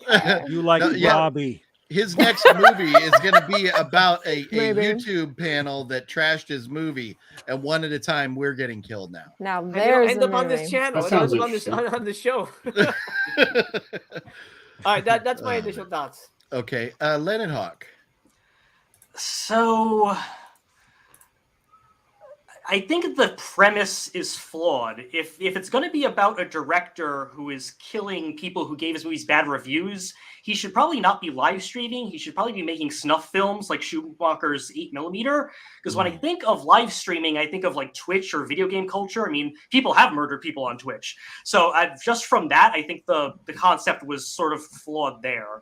Otherwise, this movie is just a lot of scenes of people talking in rooms with the most basic utilitarian, perfunctory dialogue imaginable. Yeah. And then in a scene where they try to be funny, like that first interrogation scene, all of the jokes fall flat. So I will give the director credit. In a lot of movies like this, they'll just lock the camera off with a static 2-shot and let it be a day. This director at least moved the camera around, so at least there was a little bit of dynamism there. But the cinematography and the color timing don't do him any favors because this thing just looks about as bland as the fake animal shit from the torture scene. Also, none of the actors in that scene are acting as if they're smelling a room full of shit, right? Which you'd think the director probably should have been like, I don't know, pinch your nose, put a little like Vaseline under or something and pretend it. Otherwise, they're just like, "Oh no, this is terrible. Where's the coroner?" And that's it. So I mostly just found it flawed and boring and lazy. But at least the camera does some panning shots. At least the camera moves. Credit for panning. That's true. It is funny because they get like right up into her face, like, yeah, she died from shit. Oh yeah. And they're like, what is this? Oh, it's diarrhea. Oh man, that's great. Moved. That's great. I love the in-depth, like, serious analysis there, Lenahawk. That's awesome. And so, Midlife Media, you are the final contestant on the Price is Wrong here. Well, it not to mirror what MC said, but there was definitely too many just cop thriller movie tropes in there. You had the FBI coming in and the cops getting mad about that, and hey, you're off the case, and hey, you're back on the case. And the wife pissed off because he was working too much, all that crap. So, it just felt like any generic cop movie like that. They definitely heavily borrowed from Saw and 7 for sure. I think maybe 7 more. I think even that scene with that labia guy getting killed was pretty similar to something in 7, if I'm not mistaken. And I recognized Curtis Smith. I think he did. Again, I think he was the best in the film, and I recognized him from My Bloody Valentine and Final Destination. See, I haven't seen Dawson's Creek, so you're all right. You're gonna be okay. You'll be fine. Y'all got to step up your game and watch some Dawson's Creek, man. No, thank you. No, thank you. Not unless there's like boobs or blood in it. Then I mean, it's got Katie Holmes and Michelle Williams. Yeah. And it's what was the name of Andy McPhee? What was her real name? Meredith Monroe. Beautiful. Big fan. Yeah, you should have picked one of her movies. I would have enjoyed that a whole lot more. Yeah, they looked better. They looked better than these. You can't forget about Edward Furlong either. Why bother have him in there for 3 minutes? Yeah, I don't Not even like once, like 2 lines, and they sounded improv. Yeah. I Did he die and I missed it or what? No, nothing. No. They just left the building, and that was the last you saw him. He was the bloated guy in the shit room. That was LA Comic-Con. What about the movie? He probably got paid a pack of cigarettes or something for that. Like his lines were like obviously like the main guy looks at him and says, "Hey, so where's the coroner?" And he's like, "They're late." And then the other guy's like, "Oh wow, look at how many people were viewing," and he goes, "He's gonna be famous," and that's it. And they laughed. They like chuckled in this shit-covered room about. There's filmmakers though, and I've seen them, like, not to name names at all, but like there's a guy that we ran into at the Hollywood show who was there with his camera, and he was going up to these celebrities, going like, "Hey, come outside and say 3 lines for me. I'll give you $500." And he had waivers and everything right there. And he was taking these actors, and then he would just cut that one shot of them like pretending to be on a phone or whatever into his movie. And that's what this felt like with Furlong. Wow. But you would think they would do that. The only reason you do that is you put their name on the top of the box. You bill them high on IMDb, so that way, people see that and go, "Oh shit, Edward Furlong's in this Terminator 2. It's got to be great. Let's watch it." But you look at IMDb, he's not on there. You look for Furlong. There's no mention of him, really anywhere in the obvious places that you would see. In the credits, he's listed as Eddie. Eddie Furlong. Well, but you know what? That's what he goes by. He goes by Eddie. If you talk to him in person, he goes by Eddie. But it's weird. Yeah, no, I would. No. Yeah, no. Well, that's like now. Thomas Ian Nicholas. If you call him Thomas Ian Nicholas to his face, he's going to tell you it's Thomas. No Ian anymore. No Ian. He's trying to ditch that child actor persona. Well, I wouldn't call him by his full name. Hi, Thomas Ian Nicholas. No. But no, remember in part of going back to Megiddo when he walked in, he's like, "Hi, I'm David Allen," or whatever his name was. He like walks up to her, "Hi, I'm David." Introduce himself by his first and middle name. Like, okay, we get the point. But anyways, no. But I'm just saying, like, as far as if you had him on your podcast and you were like, "I'm here with Edward Furlong. I'm here with Thomas Ian Nicholas." Everybody, as you're introducing him, he's like, "Don't say Ian anymore." But anyways, off subject. Sorry about that. mean, when it comes to this movie, when you're advertising it, I think you want labia up front, and then furlong would be nestled somewhere toward the top. You gotta get the labia in people's faces so that they know what they're getting. You know what I mean? And not every guy can find the furlong, you know. Sometimes you gotta dig it a little bit. So you gotta work a little bit, but it's worth it. At the end of the day, it's worth it. But so I'm sorry. Vaginas. Were you? Did you have No, I don't think I really had anything else much to say. I mean, I think they threw you off. They threw you a off. little bit. Yeah. But midlife, are you gonna buy a toy of the shit death? Hell no. Yeah, hey man, that was probably the best scene though. That and then the guy getting flued at the beginning. I put the shit box right next to this here. Oh my god, did you get it broken? Yeah. So they sent me a new one. They sent me a new one the other day. I just watched this is the one I glued back together. 4 guys opened theirs for the second time, and 2 of them are broken again. Ooh. What? Oh, they packaged mine like it was indestructible. You could have dropped this off the Empire State Building and it would have been fine. But this is actually the one that was broken. I just glued it back together and it looks fine. The other one is still in the box, like safe and secure. This one's just hanging out now. But I'll take the shit box and I'll put it on my shelf right next to this. So, but okay. So anyway, so I guess we'll get to the barrel rating now. But before I get into that, some of my bigger problems with this, and as we got into the movie, with none of it being original, and we kind of knew that. I mean, right off the get-go, we were ripping off so many other movies and so many cliche things. I was okay with that. I was like, that's what this movie's going to be. Just entertain me. Even if you're ripping off everything, entertain me for an hour and a half and I'll be fine. But, and so I did like the kill scene right at the beginning, but then, yeah, it was very lackluster after that. We didn't get anything on that level. The girl dying in the shitbox, I was like, that's kind of cool. You know, and there was some elements of it that I was like, okay, that's kind of cool. But the acting was beyond atrocious. And I thought, yeah, the only one who was good at all was Kerr Smith. But as the movie went on, he got worse and worse and worse. It was almost like, you know, he kind of had this attitude where he was like, you know, I'm paid for so many days on set. We're probably running overtime or whatever. And I'm just tired of this shit. Let's just get this movie done. And so I can get the hell out of here.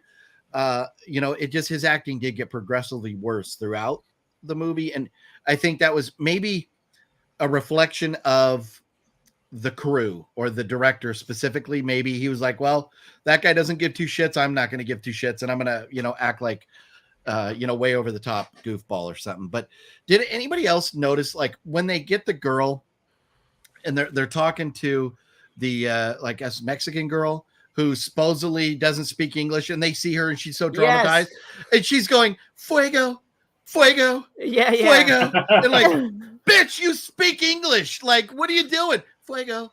She wanted some Takis. Fuego. Oh my God. Oh, it was so bad. Yeah, and then was he was so tell us bad. what happened. Right after Well, that. you see, my brother and I found a way. Yes. No. And, you know, one thing I hate in movies, I hate movies. They get like the lowest rating possible for me if they include the line when you have the person who's pretending not to know how to speak a language say, how do you say? Like, how do you say? How do you say? Like, oh my God! Like, how do we say? Fuck off! You know how to say it. Your horrible accent. So, anyways, that was like one of those moments in this movie where I'm like, oh, come on, like you had potential. You were a complete ripoff, but you had potential to be entertaining, and then you throw shit like that. But then, when Labia dies, he gets shot, and he does like one of those like. We've all seen the memes where the worst fake deaths in history. He gets shot and it's like, oh. I'll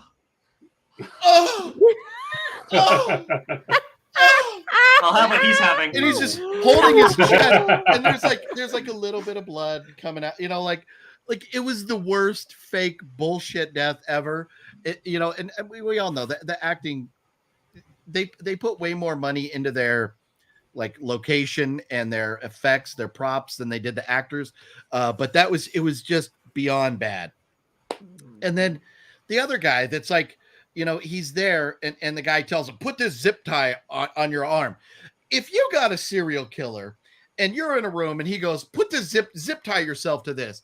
I'm thinking, fuck you. I'm running in any direction possible to try and escape. Because once you zip tie yourself, you know you're dead. So for him to just go like, okay, I'm just going to I'm going to zip tie myself in here. Like, that was stupid. No attempt on his part to escape at all drove me nuts. And then, yeah, the ending, like, beyond stupid. Why are we setting up a sequel? And I'm curious. I would like to do like a poll question with you all here. If there was, so we know Kerr Smith is in jail now. We know our killer is locked up, but somebody obviously is now out there doing his work for him. The Hoffman of this franchise, if you will.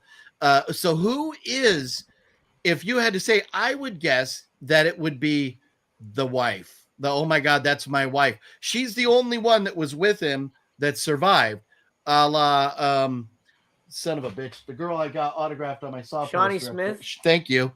Yeah, she like, so is it her, or would somebody else, or are they just going to go completely out of left field and have like no sense to it at all who his copycat or his partner in crime would be? My answer is who cares? I do, damn it. I'm not gonna lie, I kind of thought it was the wife, like right in the beginning anyway, because he was such a piece of shit to her. I was like, how rude. She should totally kill him. What? In the chat, sorry to interrupt. Holland Oates just said, my favorite character in the movie. How could I forget this guy? Sacco. Remember that guy? They bring him in for like one scene. They interrogate this guy, and he's got like the weirdest energy. He's got like, the strangest accent. Oh yeah. Awesome. Dude, I was like, this guy's great. I want to see more from this guy. Yeah. I like. You guys remember what he stood up at one point and yelled something, and it was really stupid. You guys remember what that was? I don't. No. Oh, but I'll say it's him. Funny. I agree. I'll say it's okay. It's him. Yeah. I assumed that he escaped because the guy's coming back from his vacation, and then he sees that. So, what happened in that time he was gone? We don't know. I just assumed that it's him out again. It's gonna play with time like the Saw franchise. Yeah, and I like that about Saw. That is one of the things I really like that. But and then the only other thing that I want to note that we haven't talked about already. Sorry about the barking dog. Is the news reporter at the beginning? Jesus Christ, can we learn how to write better like news reporter stories with the whole like. A brutal murder has happened. It's always a brutal something that's happened. And so, and you got this cheesy news reporter, like just on the screen in the background, like, and we don't cut to any other, news, or anything or nothing else on the TV. Just this one woman there with talking about a brutal murder. And like, Jesus Christ, do we always have to brutal this, brutal that? I've watched the regular news. I've never once heard the word brutal. But in all these like lower budget movies, always brutal murder, brutal this, brutal that. Well, watch the news tomorrow and you'll see it. Yeah. So, yeah. No, I know, right? No, totally, it will. But anyway, so with all that in mind, it went through. The pacing was fine for me. The acting was atrocious. There was a lot of bad things about it, but I did kind of like some of the kills. And the pacing was good. If you could get past the acting, which a lot of indie films have just atrocious acting in them, and we still enjoy them somewhat. To me, I enjoyed this. It seems like maybe I'm wondering, maybe Mel, maybe not, but the rest of your reactions, I'm guessing I enjoyed this a little more than everybody else. Well, no, based on what we have said so far about this movie, there's a chance that Mel might have enjoyed it as much as me, but I don't think you guys did. But I don't think you guys did. Okay, so on a barrel scale, on a Voyage to the Bottom of the Barrel scale, being that there have been movies in here that have gotten 4s, and I know we're not comparing to, but on a Voyage to the Bottom of the Barrel scale, I give this a 3. It was entertaining. I didn't pause it once. I watched it all the way through. And it was definitely a bad movie, but on a Voyage scale, it would get a 3. But in reality, on a 1 to 10 for me, it would still get a 3. So I'm at a 3 barrel right now. And so then Midlife Media, you, sir, would you grant us your barrel knowledge? I would probably give it a 2, just like Megiddo or whatever the hell that other movie was called. But I think if I had to pick between rewatching one or the other, I'd probably rewatch this one. I watched it all the way through. It didn't take me 8 hours to finish, like the other one. Yeah, it was okay. Like if it was a Vinegar Syndrome release with a sexy slip, I would definitely pick it up. Fucking A. That's the VSA, and you know it. Okay. Nice. We can have language. No, people never learn. I try my best. Oh man. Yeah, no, well, don't worry. They'll VS will never hear this conversation. I'm sure they have me blocked by now. So, Lennon Hawk, your rating, please. So I just remembered this movie had a pet peeve of mine, which is they go to a bulletin board and there's news articles that are very much printed on regular computer paper. And it's like, if you can't afford newsprint, then make it look like you printed it off of a website. Most people just read the news on the websites anyway, put some fake banner ads or whatever. But I watched this a week ago, and I mostly, when I picture the movie, all I remember is people talking in badly lit beige rooms. So one barrel. So yeah, that's the movie. Yeah. All right. And so MC. Very heavy-handed. Pretty much the most cliche movie I've seen this year, and I've seen over 1,000. And the fact that it's so cliche is really what dragged it down for me, because I was so bored and so uninterested in it. But and it just didn't do it for me. There is a movie that's really good, but it stars Eliza Dushku, so it's a Buffy alumni. It's called The Alphabet Murders, I think. That's a really good one. And she didn't make it in that one, so that's pretty good. Oh, okay. But of course, there's no labia in it, but titties. It's not a Jess Franco. It is not a Jess Franco film. It's not a Franco joint. But luckily, neither is this. To me, it's such a basic movie. Nothing interesting about it. I hated the casting. Absolutely hated the casting. There's the only time I perked up was when I saw Eddie pop up and say his improv lines. It didn't work for me. By the way, I just want to point out I did like Cares Hell too. Don't kill me. In case you're watching. But I'm gonna give this movie 2 labias. I think it's. Are they scissoring or? You need. I mean, well, you know. Would you eat? Well, because like 1, 2, right? I mean, the whole thing is anyway. Whatever.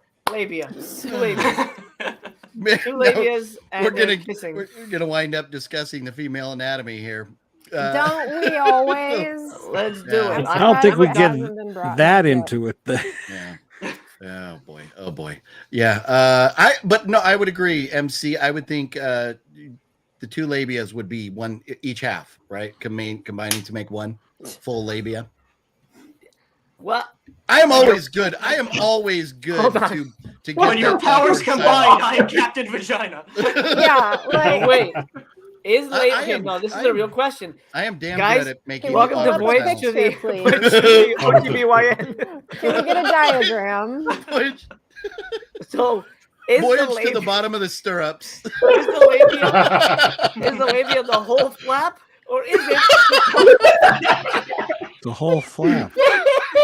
It's the whole flap. Okay. This is a whole new low.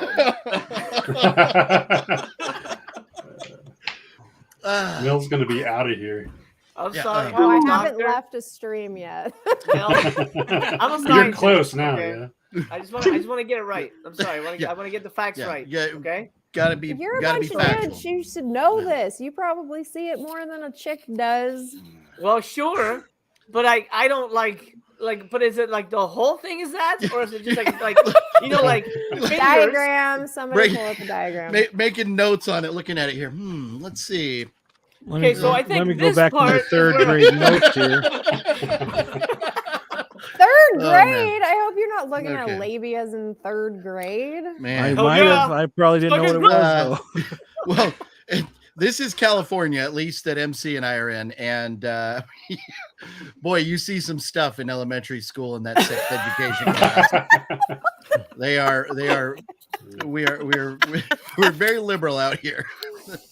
So ABC labia, man. That's how the alphabet goes. It's all about the labia, bro. Well, you're clearly not. You don't even know which part's boy. which. Well, the vagina is the tube, right? It's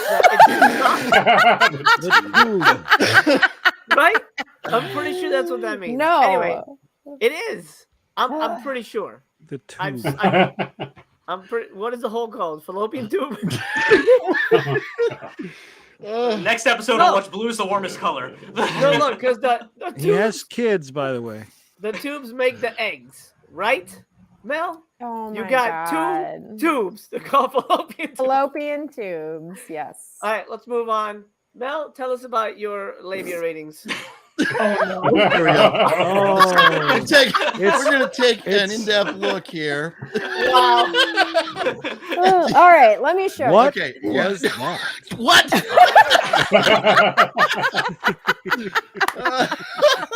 So many views. Yeah. 10,000 viewers at once here, and then the stream YouTube yanks it down. Oh, you guys are false. Ain't Yeah. nobody want to see YouTube. that. YouTube wouldn't be the only one yanking things down at that point. Oh my God. It's for science. Two labias. Moving on.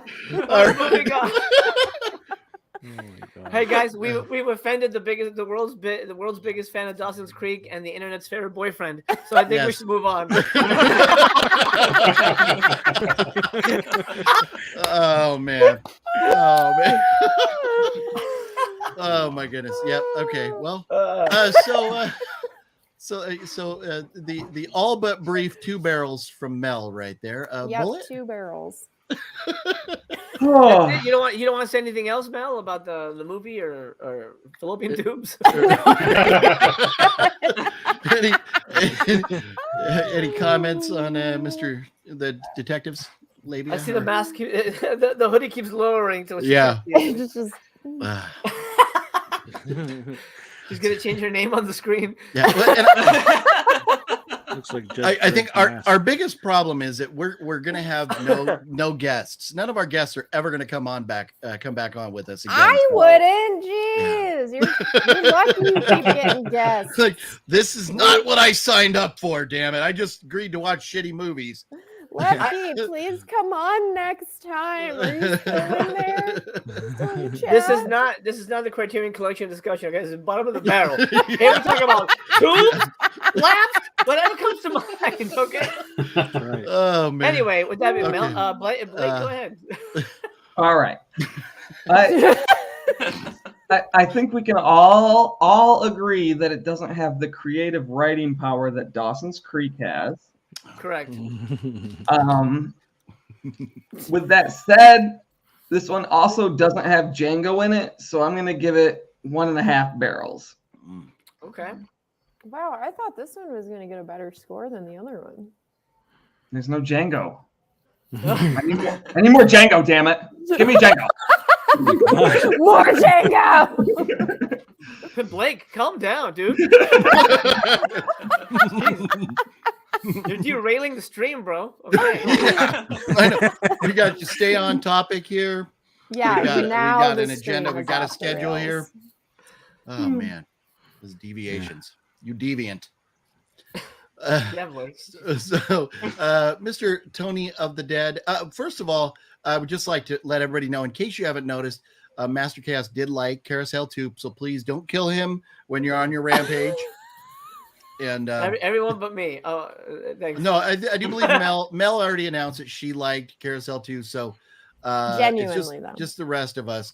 Carousel 2 Carousel 2 made me, sucked. Come at me, bro. it made me angry. I like the first one. Carousel 2 made me angry, so when you come to kill me, be prepared for a fight, fucko.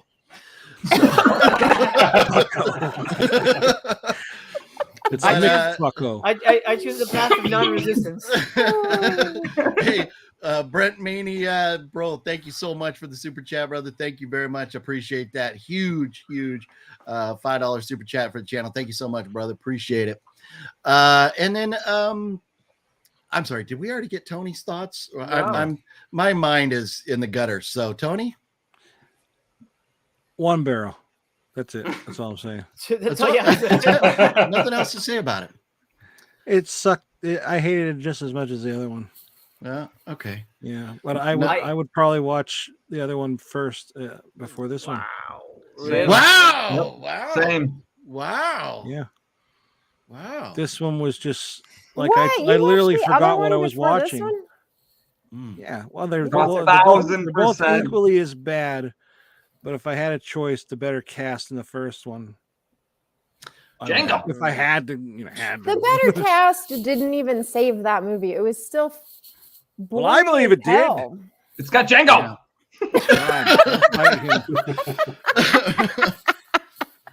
Django can't. I didn't see Jamie Foxx in that at all. The real fucking Django. Yeah, I've only ever seen one other Django movie, and I like the one with Jamie Foxx though. You're There's killing me, bro. 800 Django's. It has to be Yeah, the there's original literally Django. 342. Yeah, I just finally saw Roadhouse. I'll get around to seeing a For Oh, the wow. Django first movie. time. Yeah, that's crazy. Wow. That is crazy.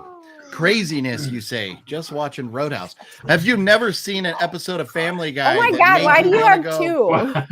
One to keep close. One for What each the labia. heck do you have two? He orders two just in case one shows up with the corners dented, and he's like, so at least he has one. Can't say I blame him. Then what do you do with the dedication. second one? Brent Mania Give me coming away. through with another super chat, $2. Do we have a minute to disclose anybody who off the top of your head could think of a favorite vampire movie? Fright Night. I think Oh, it's yeah. perfect. I think it's a perfect movie. I like Yeah. Lost Boys too, so The it's kind of a Lost toss up. Boys. There Wait, was you like Lost Boys 2 or you like Lost Boys 2? Oh, he likes Yes, Lost right. Boys too. Lost Boys 3 is where it's at, bro. That's what it's really good. I never saw that one. And I didn't At want least to. two had Corey Haim in it, so Yeah. kind of. 2 had Autumn Cool. Reeser in it. Fucking Yeah, A. I love all. Yeah, I wrote She's a movie in with it. her I'll It's watch great. it. It's great.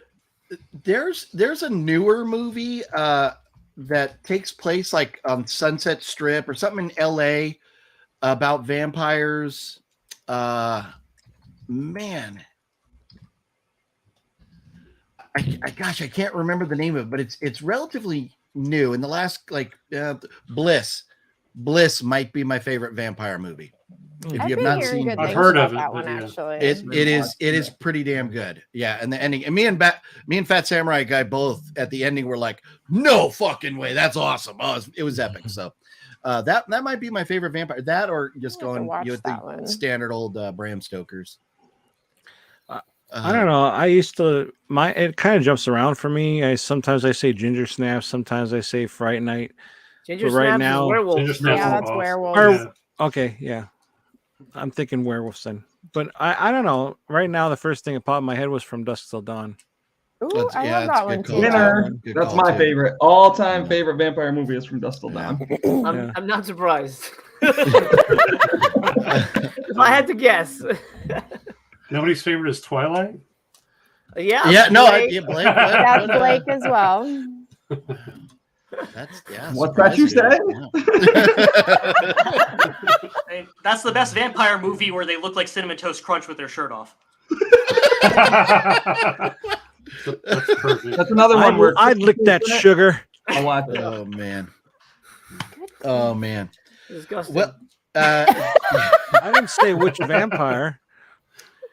boy, there was something I wanted to mention about this movie at the end, but I don't remember now.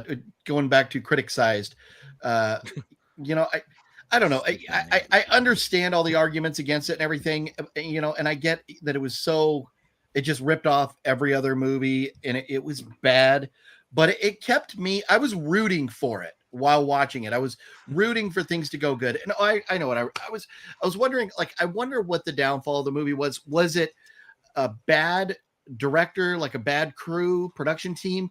Was it a budget constraint? But you find it hard to be a bad budget when the writing is such shit. But I just wonder what was, because to me, even if you're going to rip off other movies, we've seen it a million times. You could still make an entertaining, a good movie if it's a ripoff. But they did fail on many levels, and that was my thoughts. When it comes to all that, it's a combination of things. If I watched speaking of werewolves, there's a werewolf movie that's so horrible. If I find it and we do werewolves, I'll make you watch it. But I was like, this is well, thank you. This is the worst werewolf movie of all time. What the fuck? And they had special features.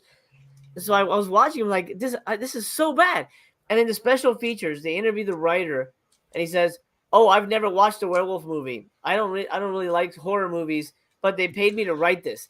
That's in the special features. Why would you do that? Wow, yeah. Why would you say that? So the producers realized it was shit. They realized it was shit, and they're like, "Well, let's give ourselves an out." Yeah, by blaming ourselves. I mean, blame the writer. But the writer said that. The writer said that he was like, so the movie sucked because the writer didn't give a shit, and it's a combination of things, budget. Yeah. But the production has to care. You have to fucking care, and you can tell people care. It's hard to tell if they cared or not. The movie looked really bland. I don't think it cared. Yeah. Well, with that being said, that wraps it up. There is.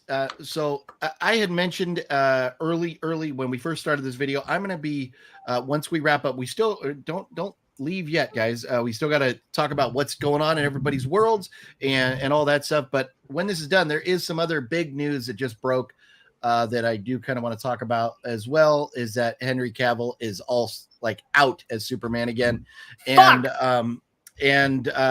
the Scream 6 trailer. I'm going to be talking about that after we're all done here. So the Scream 6, aka Ghostface Takes Manhattan. So we'll talk about that after we get through talking to everybody here on the panel and finding out what to look forward to from them. Mr. Tony of the Dead, you are first up. Wait. Oh, sorry. We got to talk about. Can I ever just go? I'm just trying to kick you off. Jesus Christ. We're not done yet. No, Tony, wait your turn. My apologies. I jumped the gun, and I jumping. You got to follow the rules. Damn. Criticized. Yeah. So we do need. I guess we need to talk about what and when and where we're going we have a date. To we be. Have a date. Yeah. No. I know that. You know that. You're not writing on the prize wheel, are you? I am. Wait a minute here. Hang on a second. We don't need a prize wheel. Mel's don't judge me. Just reminding you. Is this? I brought it up 2 seconds. Is it going to be Mel, or is it going to be Mel, or is it going to be Mel, or is it going to be me? Apparently, it's going to be me.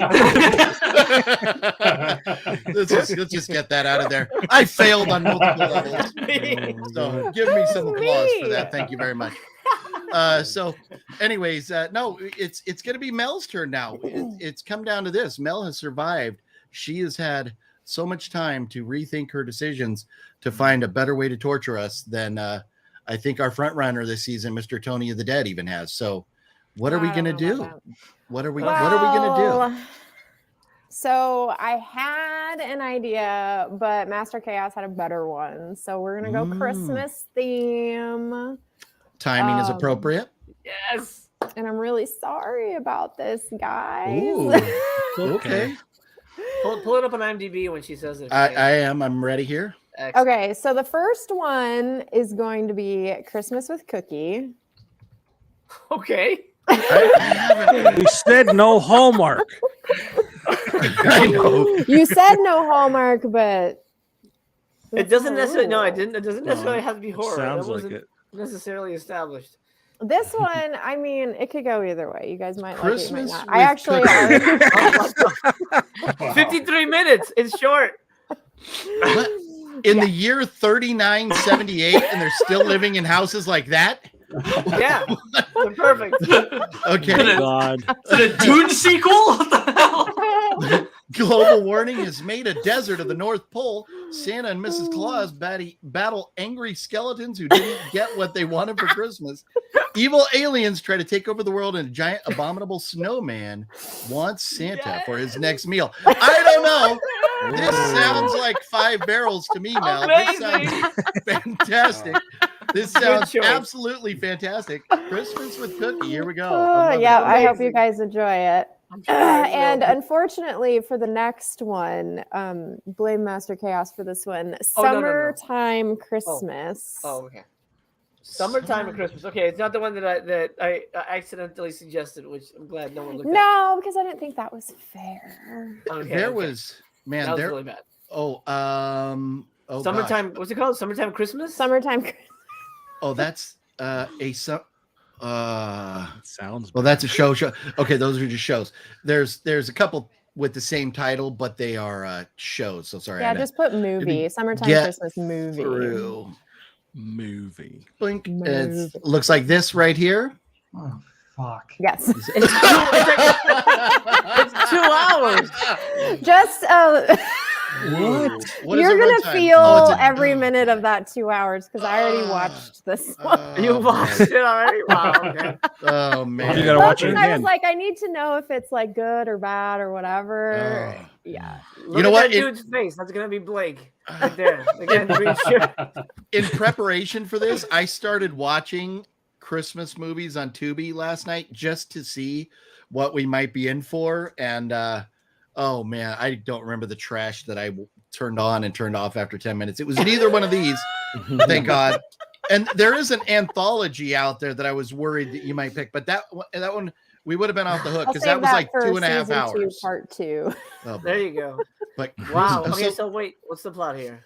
While vacationing separately in a small town in USA, or in small town USA, forgive me, Elwood and Nora, 2 of Santa's elves, receive an urgent transmission initiating a series of events that will change their lives and the world forever. Is it shot on video? There's elves vacationing. Well, this is from 2010. It's an hour and 50 minutes long. Oh, shot on video.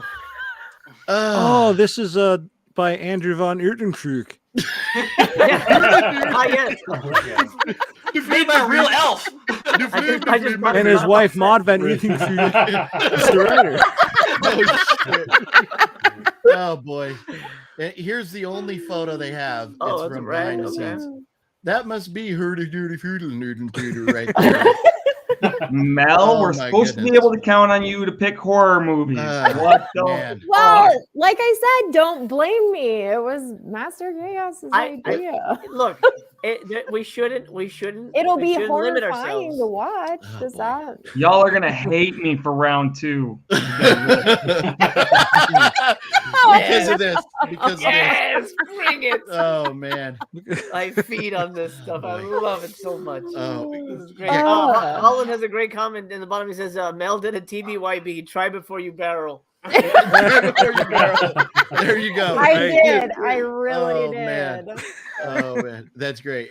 Now you have to watch it again so that it's fresh in your mind. Oh no, I'm not watching that again. Yeah, no. Forgive me, Brett Maney. I like to jump the gun sometimes, so sorry about that. Oh man, yeah. So that's that. You know what? It's festive. They're Christmas related. So I'm hoping that it'll we can really get give you through the good old these. Christmas spirit. An hour and 50 minutes, though. Damn it! You were like, "Well, we can't go over 2. We are pushing the envelope here. We're Oh walking that razor's edge here." And I'm glad you guys said that because we would have watched so much Indian shit because all that stuff is like 3 hours long. And I was like, "Oh, this Bollywood movie looks awful." Oh, it's way too long. Oh man. That's when I quit. So Bollywood or Hallmark tapping out. You could have We're picked done. like any of these. That would have been great. Yeah.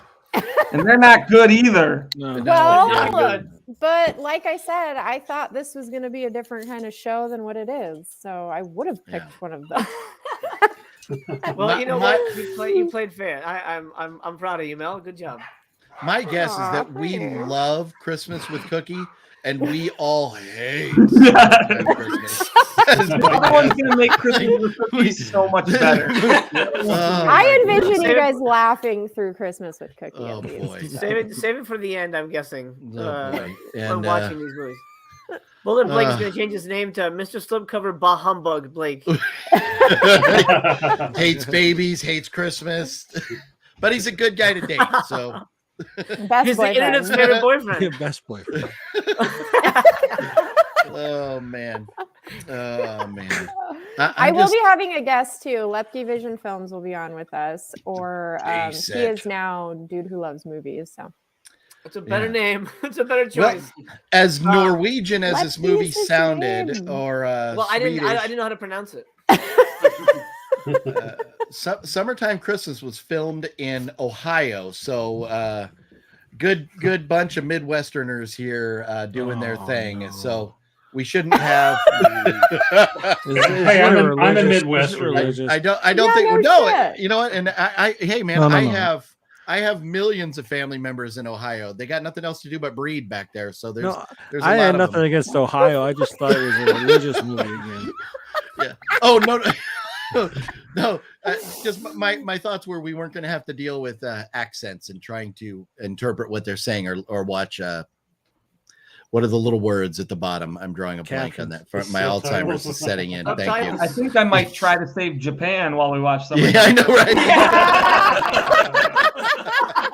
Right. Oh, I man. recommend it. It's so it's you know what? They need listen us. Here. They you need have us. to watch every dire minute of these movies. Look at Brent Maney is ashamed to say that movie was filmed in Ohio because he's from Ohio, and he hasn't even seen it yet.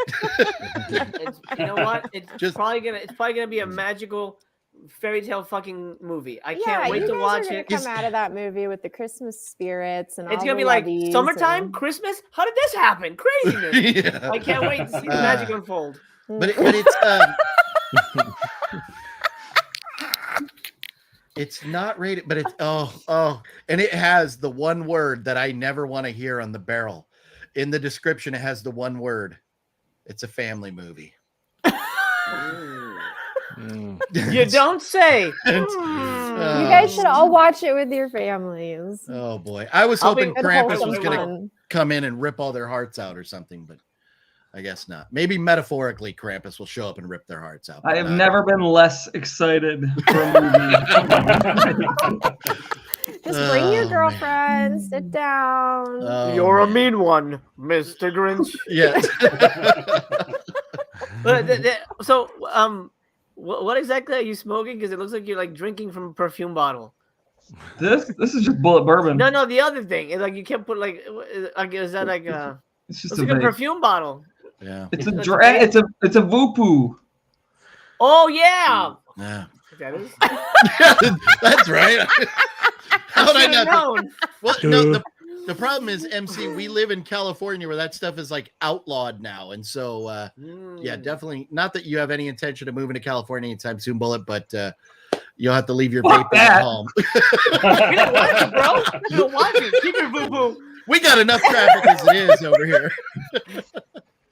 Oh man, yeah. I got to deal with enough one percenters out here on my own, anyways. So getting run off the road the other day by Vagos and Mongols, and Jesus Christ. So not that they're not great people, and I love them all. Don't kill me, Vagos and Mongols.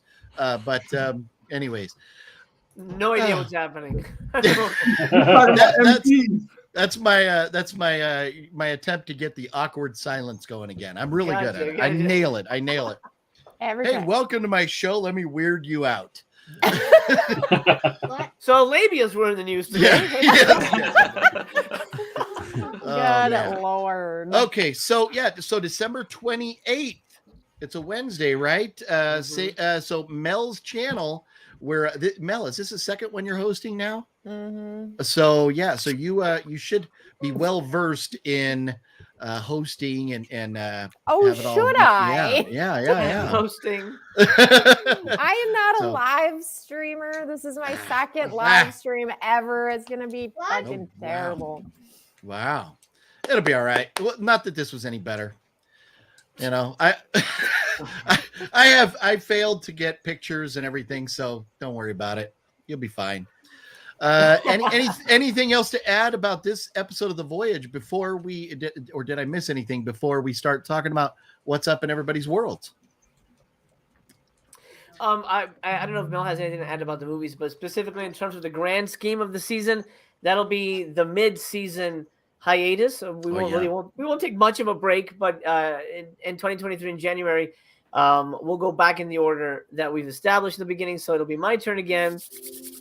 I promise. Okay, I'll reveal. He's getting giddy again. I'll reveal on 28th. Isn't it the worst sound? Daddy. I promise. I picked two really fun movies that I think are going to be really fun. But when I first pitch them to you, you're going to be like, "Oh my God, no! Why would you make us watch that?" And it's honestly because you let me. That's not true. Nobody knew what we were signing up for. False advertisement. You know what? The Voyage was the friends we made along the way, right? Yeah. Or losing. I know, right? I don't friends we've lost along the way. I don't feel like we're great friends here. I feel like we're torturing each other for fun. I'll tell you what. We're going to be 30 seasons into this, and we're going to be like, remember when we said we would quit? No, we ain't going to quit. You like it too much. It's fun. And we're gonna have the ultimate knowledge of the female anatomy by the time this series has run its course. So, well, yeah, by the end, I'll probably just be doing the streams naked. Not before me. That's my side. Thank boob. you, Tono. And you chose a movie directed by Von Kegel Squeeze, so I don't know what's going to go on. Right. I may have done that on purpose. Now the Kegel is the bone, right? Oh my God. I'm doing my Kegel exercises right now. You know, if men practice butt. Kegel, you can make your poop come out like little snowballs. It's pretty good. Little snowballs. Christmas. Yeah. I'm gonna rabbit the shit out of this shit.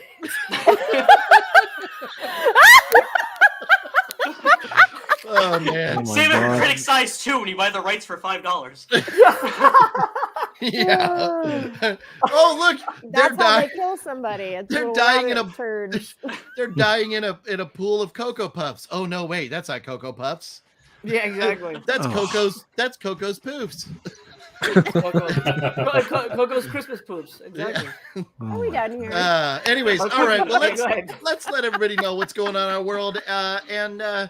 Mr. Tony of the Dead, if you would, good sir, what's going on in the world of the dead? Well, the only thing I have is I'm going to be recording an unboxing for this that our fan Griff What is it? sent over. I don't know. Spoiler. Oh, Yeah. Nice. I sold mine. All I right. was able to sell mine. Yeah. Right on. So, any idea when that will be coming out, Tony? I'll probably record it tonight, so hopefully tomorrow. Right on. We shall Okay. see. And everybody, so everybody knows, everybody watching knows, everybody on the panel here, all of their links are down below. So be sure you subscribe to everybody so you can stay up to date with them and not miss an episode of The Voyage here as well. Mr. Slipcover, the Bulleit. My same shit as always, I guess. You know, like I do. Got some reviews coming. They're filmed. I just haven't edited them. I still haven't uploaded my Vinegar Syndrome unboxing. So you know, I feel I like got a lot you say of that shit. every time. Yeah. December's so fucking busy. Like I'm working 10-hour days every day, and then when I get home, I just wow. want to like drink and not do shit. So Yeah. So bitching about babies and dented slipcases. Or slipcovers, right? I mean, actually, this last Vinegar Syndrome package, they didn't fucking give me my pin, man. Oh Be no. nice. Ooh, those bastards. Yeah. Those The pin be bastards. nice. You know, I just got a notification. I ordered some shit from Severin like 3 or 4 years ago, and or not Severin. Forgive me. Who the hell is the one sending out the damn t-shirts? I just like, oh, we're shipping your t-shirt now. Is it Arrow? Shout Factory. Shout Factory. Like I ordered this shit like a millennium ago, and now we're getting the T-shirt. Like It's probably because it was delayed. Like I got the Chucky doll, and that was delayed like by months. So. What about the Fog NECA figure? Nobody's yeah. getting that until next March. Oh, now. is that not out yet? Oh, Is it wow. not No, till everybody March? just got an email saying it's not coming until next March. Oh, I didn't get that email. the wonderful, wonderful world of boutique titles. Yeah. How was Vinegar Syndrome able to announce titles and then ship them? How are they're the only ones that They're good.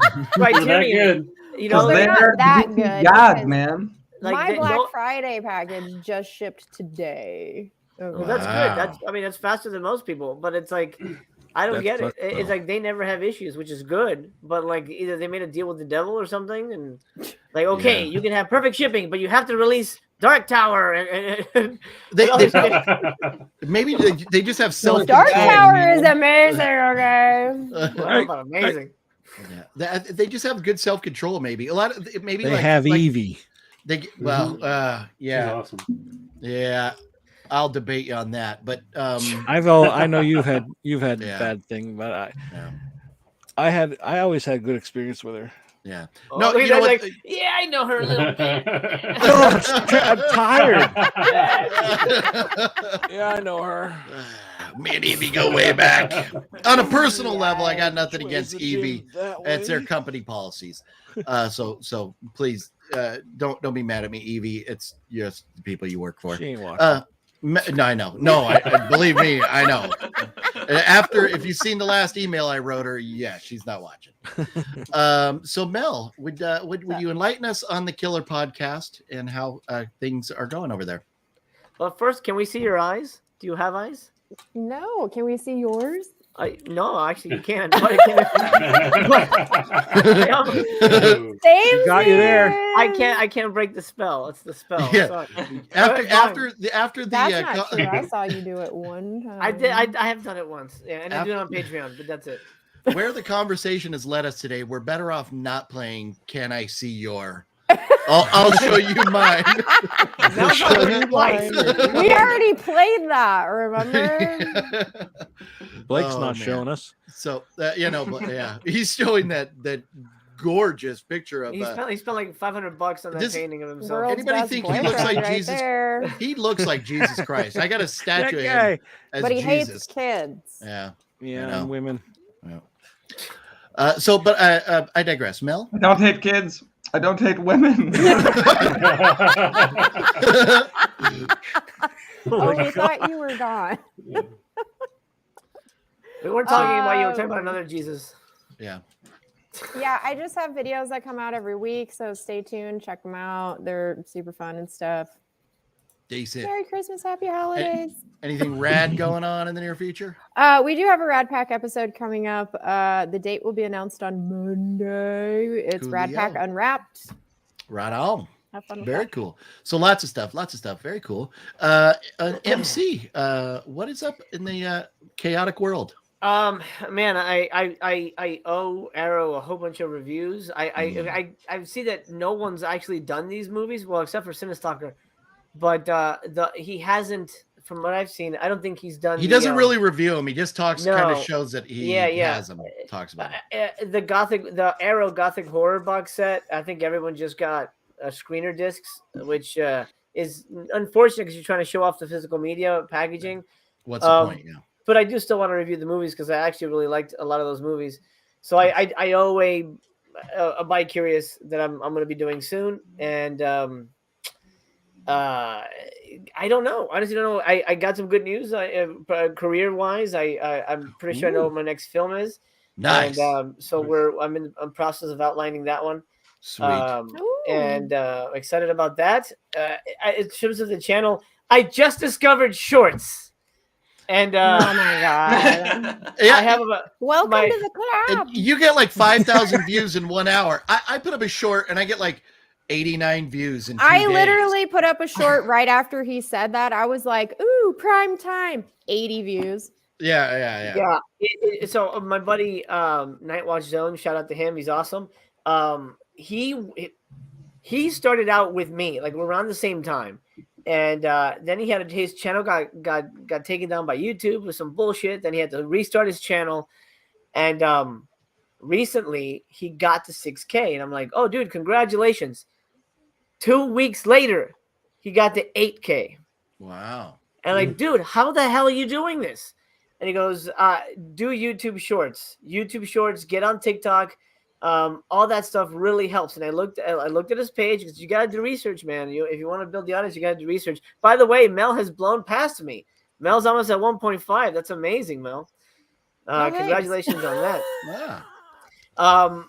So he said, YouTube Shorts, blah, blah, blah, blah. And I looked at his page. He's got a ton of shorts that are like, over 2,000, 3,000 views. And he says that's helping, recommend videos to people and all this stuff. And people that aren't on your feed will see it. So, and that's how YouTube gets it. That's how the algorithm gets out. It's easier to get that shit out than a video to people to at least be aware of your channel. Awareness is important. So I said, all right, let me try it. And today I actually put up 2 videos. And one is currently, as of 6 hours and 25 minutes, it's at 8.6 thousand. Wow. And then the one I just put out 3 hours ago is at 1.4. So I shorts. Why is mine sitting at 80 views right now? Because you have to. It can't be what we do. It can't be like, hey, I'm unboxing. Yeah. Well, and that's what I was wondering. Whatever. Like, how did you do that without like copyright flagged? In looking at your, just because it's short enough. I guess because it's short enough, okay. And yeah, and they're monetized. They're short. I know. Enough. I was going to say, please tell me you're monetizing. Yeah. Yeah. They have to be a certain length to be monetized. Yeah, but they are You monetized, can't use which the is great. music either. Yeah, music is a big one. As long as if you don't use any music, you're fine. Yeah. But so far no issues. They're both monetized. Okay, cool. And they're about 30 seconds each. Yeah. But it has to be kind of just like, like TikTok, fun, goofy shit. So mine is like, what burger is a Samuel Jackson eating in Pulp Fiction? Then it cuts to the guy saying, "Good, welcome to Good Burger. May I take your order?" It's like, stupid, but that's the one that's nearly at 9,000. And then I've got Home Alone, the hard R gore cut, and it's got I had some fun putting that together. So it honestly has to be that shit. It can't be, hey, look at this forgotten jelly box set. No one gives 2 fucks. It's I know. Clearly. They really don't. Yeah. No, Yeah. And, I've been wondering how to pull the audience over, like from TikTok, because you make a TikTok video and it's like overnight 20,000 views. Like, please watch my YouTube shit where I actually make money off of it. Or like now I'm like really trying to figure out this Google Maps pictures. I've started putting like OGP YouTube on them, and like I got over 3 million views on Google Maps. So like, how the fuck can I monetize that stuff? Like, and that's just taking a picture. You're like walking into Walmart, take a picture of it and post it on Google Maps, and just make sure you have like a some link to your YouTube or something on there. But but anyways, that helps. No, I'm definitely gonna have to give more of a go at the shorts, because I've just never had good luck. But it's been just basically me saying like, oh, I'm gonna do a video later. You should come watch. It'll be a lot of fun.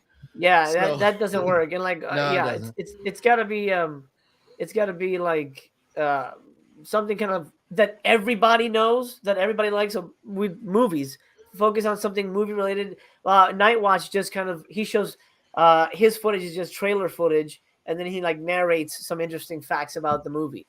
Cool. And it's super easy content. But it performs way better than me spending 3 hours in front of a camera talking about just Franco vagina movies. Yeah. So, I mean, yeah. No, and that's why I'd mentioned earlier, like my things are changing for me quite a bit in the coming year. And one of those is I am committed to spending less than half the amount of time I am right now dealing with YouTube shit, because this is all consuming. I'm spending on average, 8 to 10 hours a day, like dealing with shit.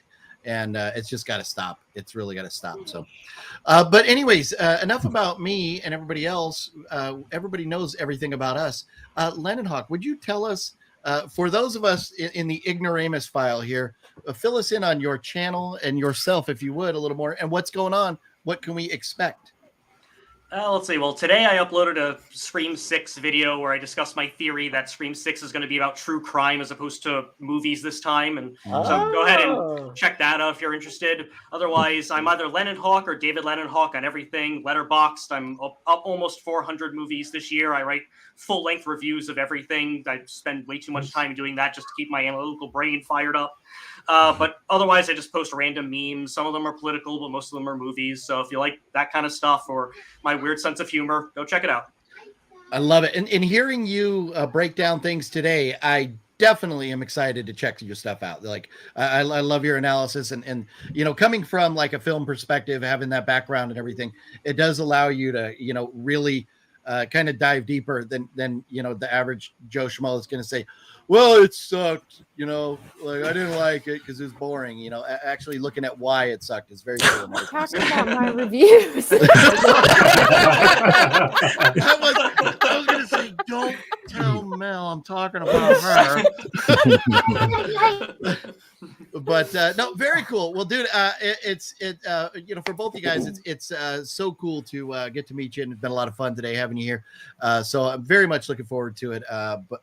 You know, subscribing and learning all about you.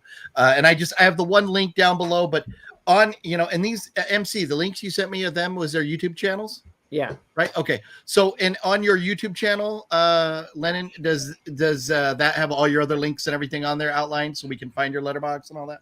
Yeah, the descriptions for my videos have all my links to all my socials. Nice. But again, Lennon Hawk, David Lennon Hawk, you'll find all my crap. Sweet. And that brings us to Midlife Media. Sir, if you would enlighten us on what's going on in your world. Sure. So I'm going to start making some YouTube shorts and Google Maps. Good plan. Good plan. Dude, same. I mean, I might look into it, but you know, I like to keep it simple. So I haven't done too much stuff on YouTube. I've kept it simple with TikToks and Instagram posts, just showing. I buy shit all the time, so I'm always posting new shit and talking a little bit about it. But I'll also, you know, about 6 months ago, I started this with my friends and my brother, this Bloodfest, the podcast. Nice. So you can find us at Bloodfest Podcast on YouTube, Instagram, TikTok, and all the podcast channels. So we just talk about, you know, movies, crappy movies, good movies, whatever. And we usually do one a week.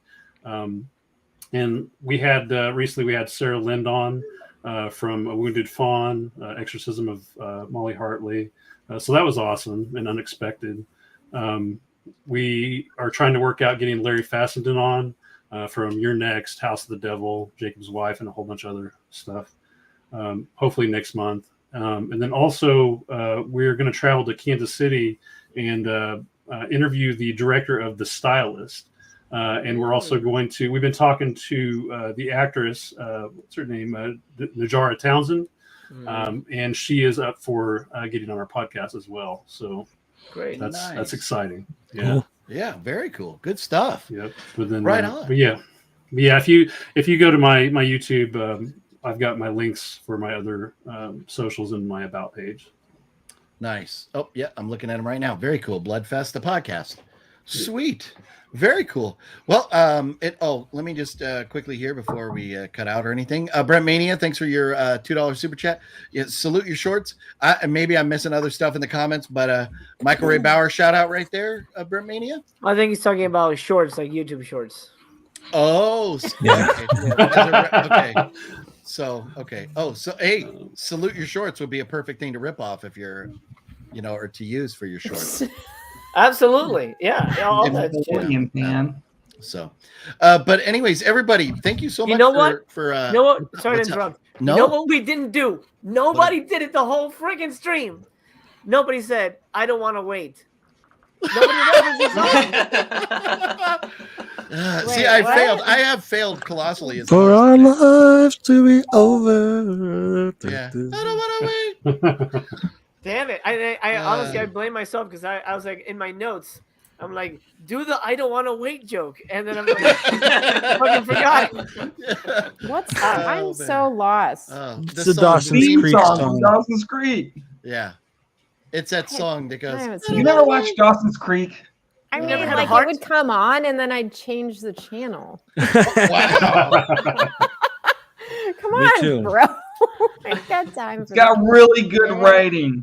I'm over here watching Buffy the Vampire Slayer. I ain't got time for Dawson. I didn't watch that either. Dawson's Creek is Oh, great. I watched the shit out of that. David Boreanaz. If you're a Scream fan or I Know What You Did Last Summer, you gotta watch Dawson's Creek. Why? I watched it. It's written by the same guy. Yeah. And demonetized.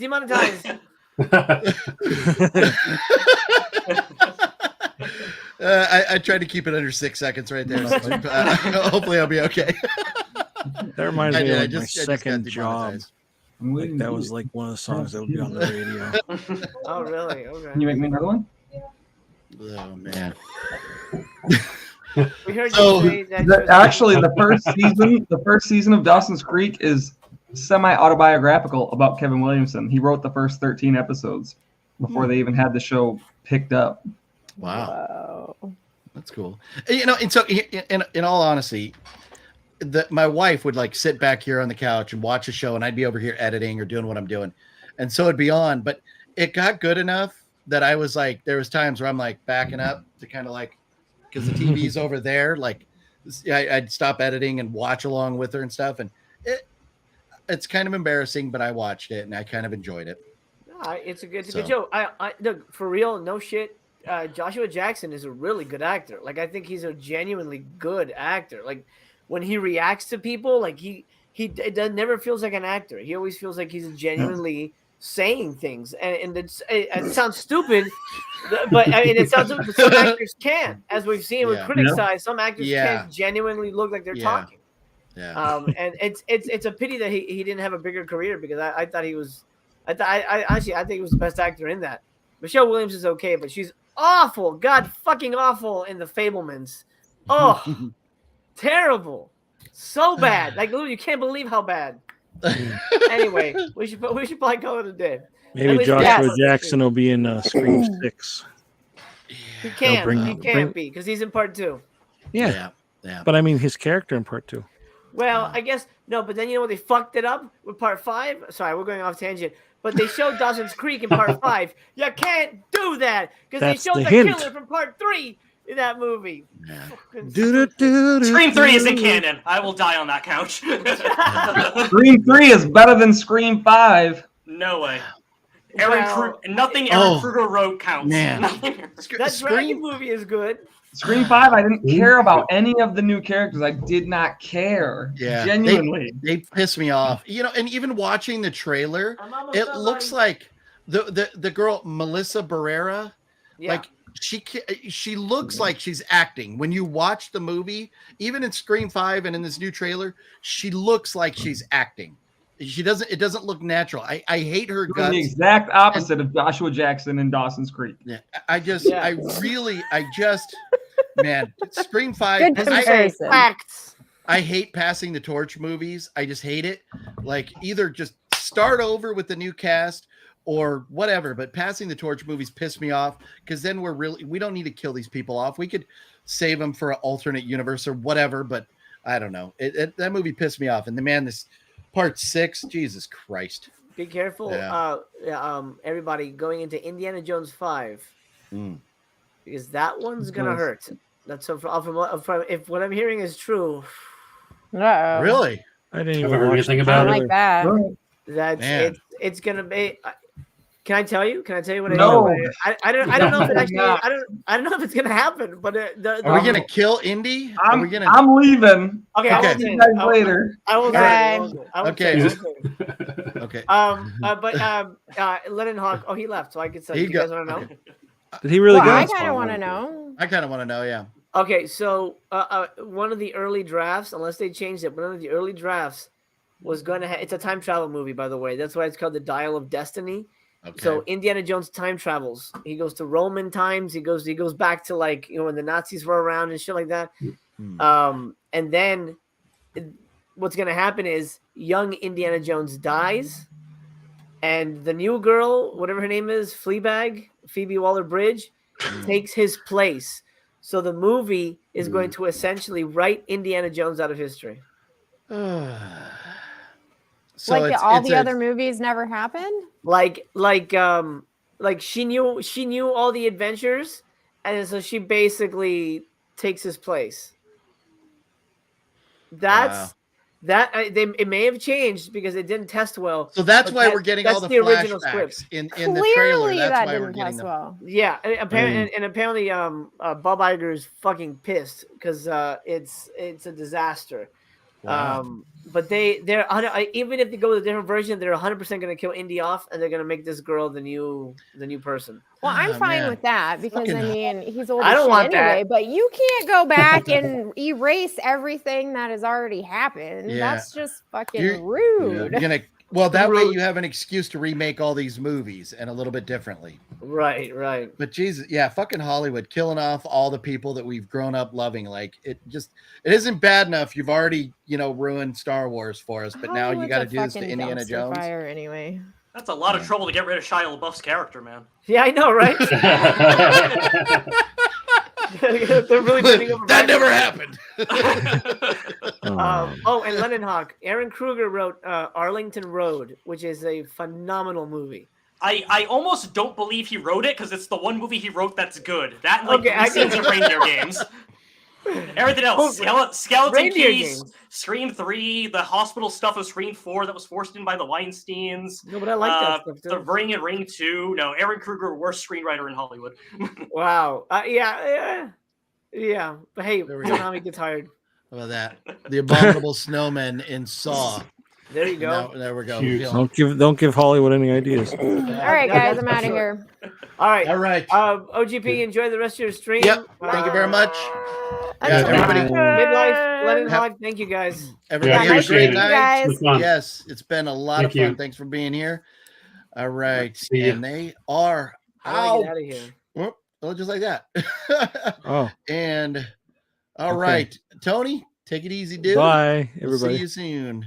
All right, everybody. And so, with that being said, I did typically when we end our streams, a lot of that conversation we just had happens kind of behind the scenes after we go off and we chat and everything. But I told them today, I do want to talk about the new Scream trailer, which I watched just before going live here. And I want to talk about the breaking news that I saw while we were live here that Henry Cavill is out as Superman, where we were bringing him back. Looked great, but now he's out.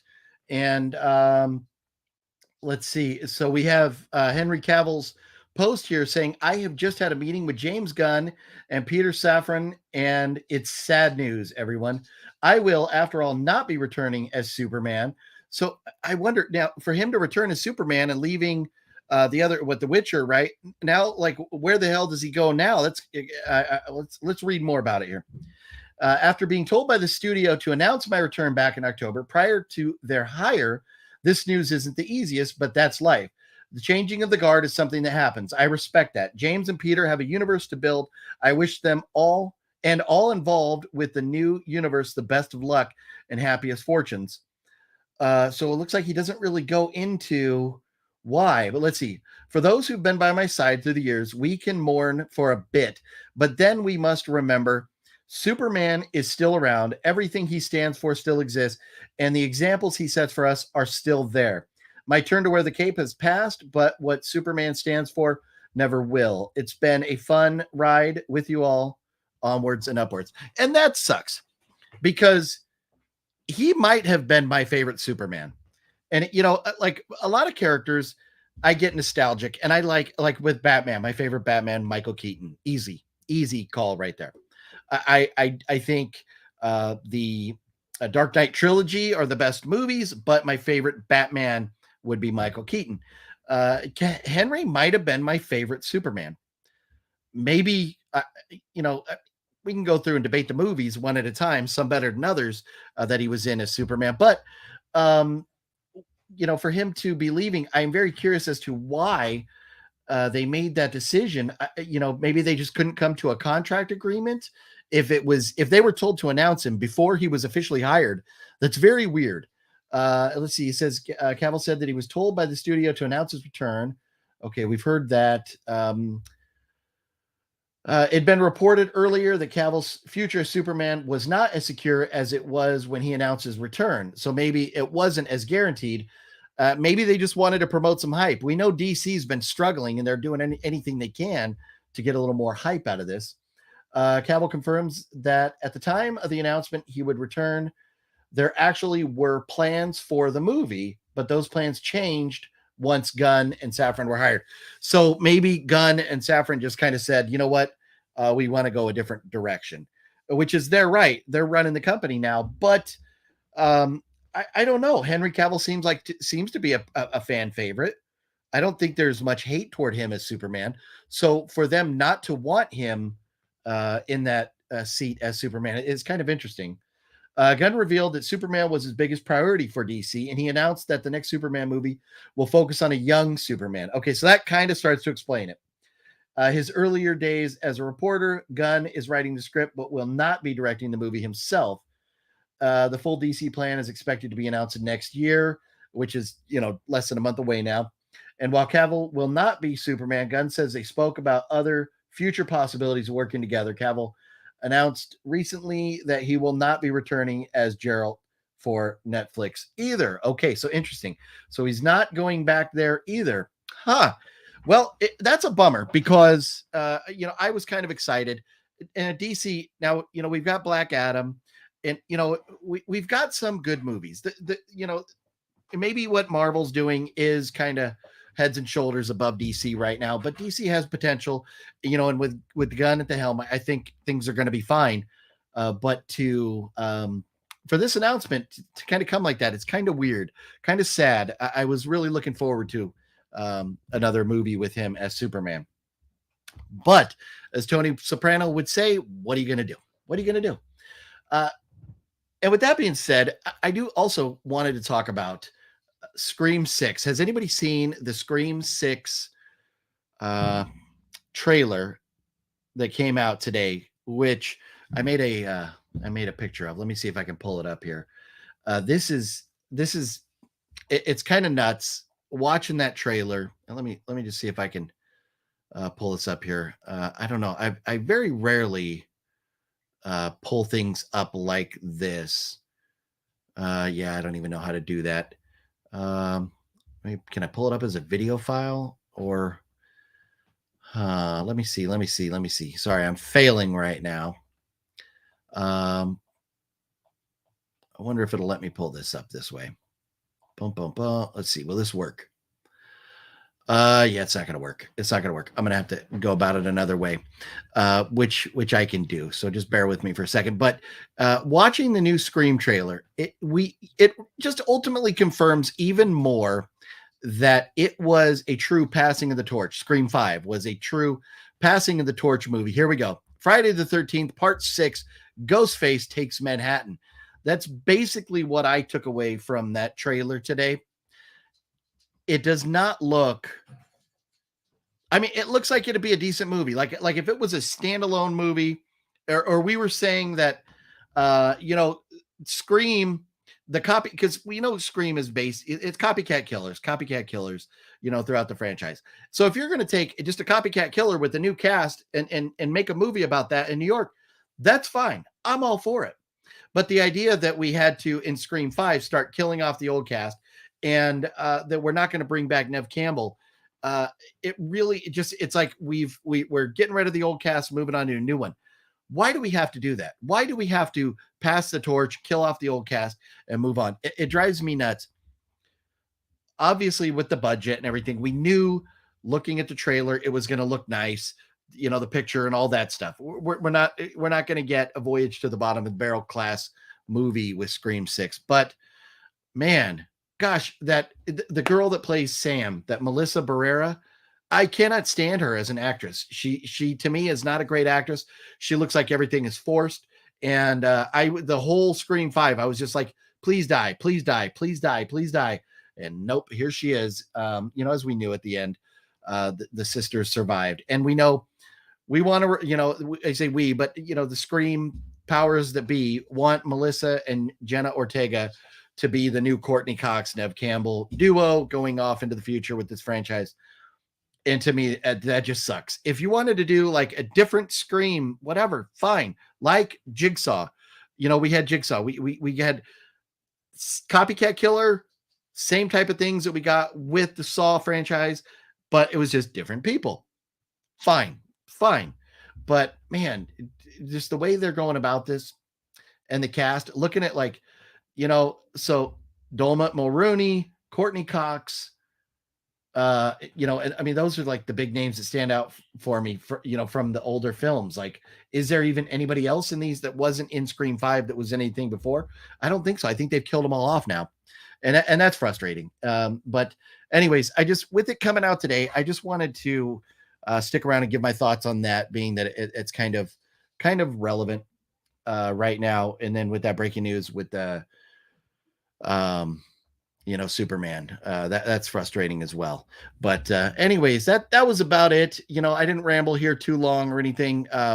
But yeah, Black Adam definitely was a good movie. Yes, it was. But if you haven't seen the trailer for Scream 6, check it out. We'll talk more about it on Monday when we do the episode 2 of every Monday's a giveaway show. That'll come up this following Monday, where every single Monday I have a giveaway contest. It's a lot of fun. We do a lot of different things, and somebody is guaranteed to get a prize. And out of it, yesterday, AZ Creep Show won an $80 Amazon gift card, so $80. You never know what you're going to get. But a lot of that $80 was big thanks to the support of the channel viewers here. And so again, thank you all for that. And I do want to say thanks to the channel members here. I appreciate you all. Your support is very, very much appreciated. But with that being said, everybody, I'm going to go ahead and wrap it up. I have spoken my piece. Not happy about Superman, but it is what it is.